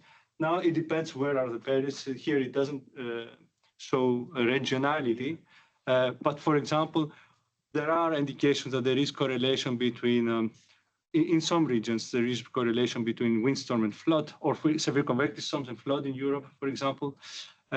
Or there may be some correlations because of the large-scale circulation and some can induce correlation between different regions with global teleconnections. We try sometimes to take that into account, but it's tricky. We also rely to scientific literature for that. I don't know if that was your question. Yeah, I'm still fascinated by this, but I think we'll talk about it offline later. So really quick question. Do you guys make use of decadal forecasts at all? Because there's more of those out now. We don't use much. How good are they? Well, so it depends on what you're asking, right? But there's a suggestion that for some of the things that you've been interested in, there could be scale. So for example, like a variability of the North Atlantic jet stream on decadal timescales, for example. So, I mean, we try to take into account interdecadal variability for the hurricane, for example, as I said before. Yeah. The fact that we are here in an elevated period. Now, why we are in an elevated period, it's a bit irrelevant, telling the truth, for our view, because what we want to know is what will be the risk in the next few years. In the next few years, I would say, if we want to look at longer term, this can go down. I don't know. I mean, if there is clear understanding that it will stick. So for hurricanes, for example, there is a bit of there is no consensus. There are some papers that suggest that the increase here is partly climate change, it's partly as well to reducing aerosol forcing, which led to increases in surface temperature. The aerosol forcing, because of emissions, is projected to stabilize. Whatever has been decreased, and there is not going to be decreased anymore. So this means that probably this might level off. So we won't going to see an increase. There are some studies that say that. So it's difficult as well. There's large uncertainties. I think that we are not interested. We are interested in the next few years. Future term, like in the 2040 and 50 that I showed before, is we are mostly interested to reply to regulator questions, I would say, right? Or I don't know if there are mortgage. And also what you show when you did the SCPR stress test is that the increase in losses due to climate change much smaller than what could happen with economic uncertainty. The projection that you put on inflation, much of a higher magnitude than the impact of climate change Yeah. on the period itself. Yeah. It was, I don't know, factor of 10. No? Yeah. So, yes, when we price for next year. You know, we do annual contract. And what is really important is to make sure that the models that we have are calibrated to the weather as of today. Of course, if there's recent trend, we need to take that into account. But we don't price for 2050 or 2000. No, I'm thinking. This is more like for the regulator or for like risk management scenarios. I was thinking more on this. You were talking about this 3 to 5 year ahead kind of situation where a decadal forecast, like, will give you some indication maybe of a direction of change in the next 10 years, which might contain some event information in particular about 3 to 5 years ahead. And but this is what we say when we say we try to include recent trend. Is would be like this current weather as of today, including recent trend for the that could be projected to the next 3 to 5 years. Yeah. So I mean, we could discuss more later. I guess there might be situations in which an actual physically driven decadal forecast can outperform just trends, basically, is the point. Yeah. If there is some physical reasoning to suggest that, you know, this will go down because of some interdecadal variability of a specific physical constraint, then it could be something that could be useful. And when when you presented like the different way of assessing climate change, there is trend from the literature, but we're trying to move away from that. It's trend, but also climate condition models, etc. So we're also moving along the way of taking into account science's evidence. Yeah.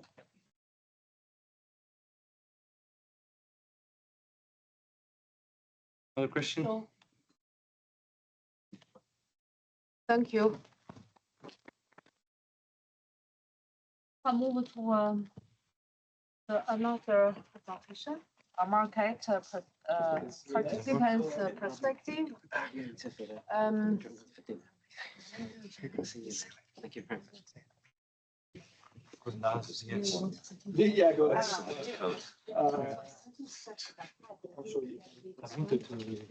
I will. That's why I said that. Because you probably have because you probably Mario, do you have the? Can you show slide or Simon? For some reason, my script stopped working. Ah oui.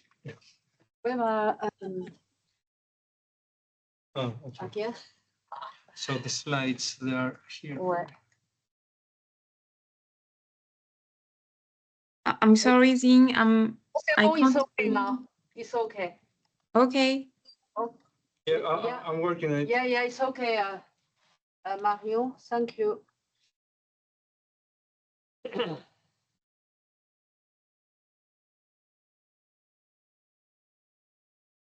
Great. Okay. Yes, I can. I'm happy to click if you want it. Yeah. Oh, you want it? Why do I do it? If it's Okay. yeah, you can do it. Yeah. If it's easy enough for you. Right. So thanks very much for giving me the opportunity to speak here. My name is Christian Stroman. I'm at the University of Oxford and also jointly at the European Centre for Medium Range Weather Forecasts. I'm talking here together with my colleague and co-team lead Andrew here on behalf of our team based out of Oxford University. We are a team that participate in the crucial market at the moment, and I'm going to talk a bit about try to give you an idea of how we approach these markets, both in terms of creating the forecasts and trading. Yeah, you can ask us about it. So yeah, I'll talk a bit about us, then I'll talk about the preparation of forecasts, trading on the forecasts, and we'll also give you some examples of how the two first crucial markets have played out, and then I'll share some random things at the end. Okay, so here's us. We are Team AOPP. AOPP stands for Atmospheric, Oceanic and Planetary Physics. We are a sub-department of the Oxford University Physics Department. And we are comprised of 5 team members at the moment, team leaders. and we have Nick, Fennick, and Charlotte as additional team members. We're all basically coming out of this AOPP sub-department at Oxford. And between us, we cover a fairly broad range of expertise, including weather forecasting, especially perhaps on kind of seasonal timescales, climate projections, extreme precipitation and regional precipitation forecasts, extreme event attribution, machine learning forecasts, and in particular, me and Andrew have a lot of prior experience in the prediction, in these kind of prediction markets by virtue of the fact that we have participated in, as far as I know, every incarnation of Crucial so far, since starting with the Winton-based one in 2018. But beyond the kind of general, these kind of subject-specific, perhaps, strengths or expertise, I think our main strength is the broader, sort of vaguer question of uncertainty quantification and probabilistic thinking, probabilistic forecasting. So this is a major theme at ABP in the predictability kind of research group that where we've all cut our teeth, so to speak. And this is obviously really crucial when you want to participate in these kind of markets, being able to think probabilistically and assimilate various sources of uncertainty. Okay, so that's us. So how do we actually go about doing a forecast? So the general case might be something like this. Mark and Kim tell us they want you to predict meteorological variable X, and they tell us how they're going to validate it. We're going to validate against some particular database Y of truth, which is going to be set to be God-given truth. And typically it's going to be aggregated, our variable is going to be aggregated over time. So some time period T plus delta T. So maybe it's averaged over from January to through to April, for example. And broadly speaking, when we approach creating a PDF, we are conceptually drawing on information from 4 broad sources. Climatology, and I should have had like a slash saying climatology and trends here, which is really kind of climatology and trends, let's say.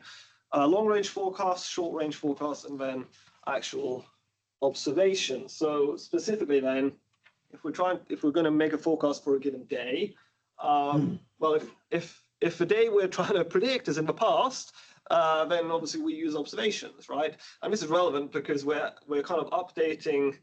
The market runs. You can trade in the market through the season, but where you're aggregating over. So you want to actually be kind of taking observations into your system and adjusting your prices accordingly. So obviously, if we have observations, we do use them. If we are looking in the future and we think there is, or we know there is forecast skill, then obviously we use a probabilistic forecast. But if we're too far ahead to have real forecast skill, then maybe we use some climatological probabilities, maybe with a trend, a climate change trend, if we believe that there is a trend, or yeah, a detectable trend at the moment. So where do these actual long-range and short-range forecasts come from? Well, it depends. Often there might be publicly available forecasts, and of course, in that case, if they are good forecasts, we try to make use of them. But we do also generate our own in-house kind of data-driven forecasts to either combine with or replace or use instead of. Now, in theory, I mean, this, I can draw this nice arrow with these 4 categories of information in them, and it's sort of conceptually easy to think about how you would combine all these things. But in actual fact, in practice, there are a lot of complications.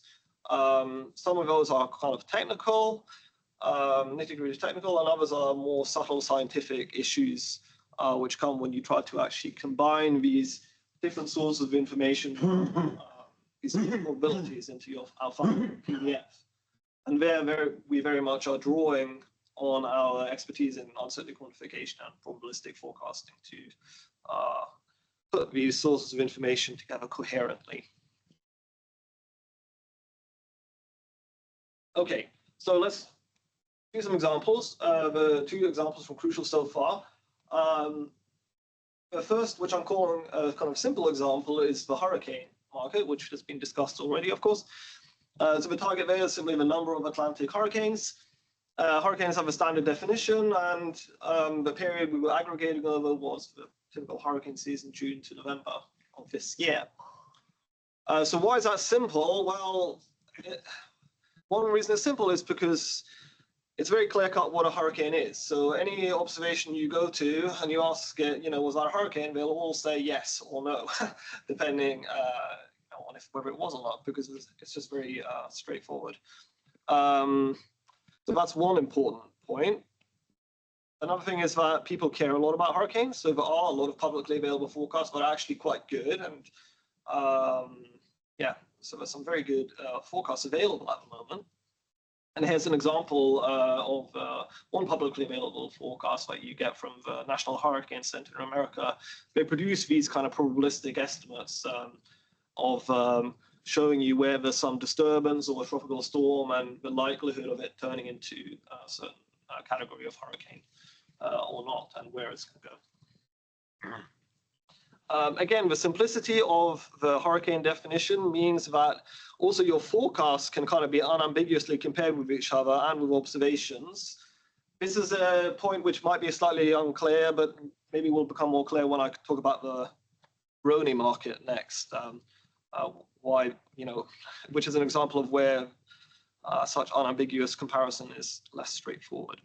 But anyway, the upshot of this is that when you're trying to combine the information from climatology or forecasts and observations, it's quite easy. Essentially, you're just counting hurricanes. So just kind of add them up. And the main challenges have turned out for us to be, well, first of all, working out what is the underlying distribution of hurricanes that you would really want to be working with in your model. And then another challenge is the kind of combination of these short-range forecasts with a long-range forecast. So the National Hurricane Center, for example, will produce some seasonal outlook in June. But then through the season, you might get some short-range forecasts, and you have some number of hurricanes occurring, and you need to know how should you then update the initial outlook based on what you've now seen. So there's some challenge there. Someone has raised their hand. Oh yeah, Stefan? Sorry, but hurricanes are easily defined, but the main impact for us is whether they hit land or not. You can count as many hurricanes as you want, but if you have 15 hurricanes that occur overseas, nobody cares. Well, or very few people, but if 10 of them hit the land, that's a difference. Could I actually weigh in? Yeah, go ahead, Mark. So the market that we ran this year and the year before was for the total number of hurricanes, and so it's like that is the prediction task that the participants like Oxford had been set. So that is what they're applying their skill set to. Your point about landfalling hurricanes is well taken. We did actually run a market for landfalling hurricanes a few years ago, sponsored by Lloyd. But yeah, your point's taken. And the point about a prediction market is we want input. We want if you like, the end users to define what is it that we need predicting, and then you create a market for that, and then the participants they bring their expertise in this process that Christian is describing to that particular problem. So if you like, the fact that Christian is not talking about landfalling hurricanes, that's not his fault. That they deal with the market as defined, and it's up to us and also the groups advising us on what markets to run to sort of define what is it we want predicting. And actually, I'd say that's an advantage of a prediction market is you can be very transparent and very clear about what it is that you want people to predict. Yeah, I completely agree with Mark about that being one of the key strengths. And yeah, I mean, from our perspective, the target could have been specified as number of landfalling hurricanes in a particular region or something like that, and we would have just adjusted our system accordingly, all these forecasts that are available will tell you something about the actual location of a hurricane, and one can bring that in as well. So if you ask for a question, then, you know, we can try to give our answer, basically. Okay, so another example, which I'm classifying as a harder example, is this RONI index. So if you're not familiar with this, it's like a relative ENSO index. So ENSO is basically measuring how warm it is in the tropical Pacific. This is the kind of canonical positive ENSO or El Nino pattern where it's really warm.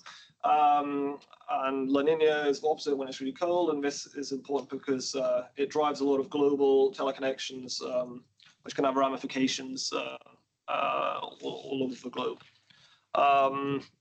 So something people care about, and this relative index just means you're basically not just measuring how warm it is in the tropical Pacific area there, but how warm it is relative to the tropics as a whole. So kind of subtracting the tropical average sea surface temperatures.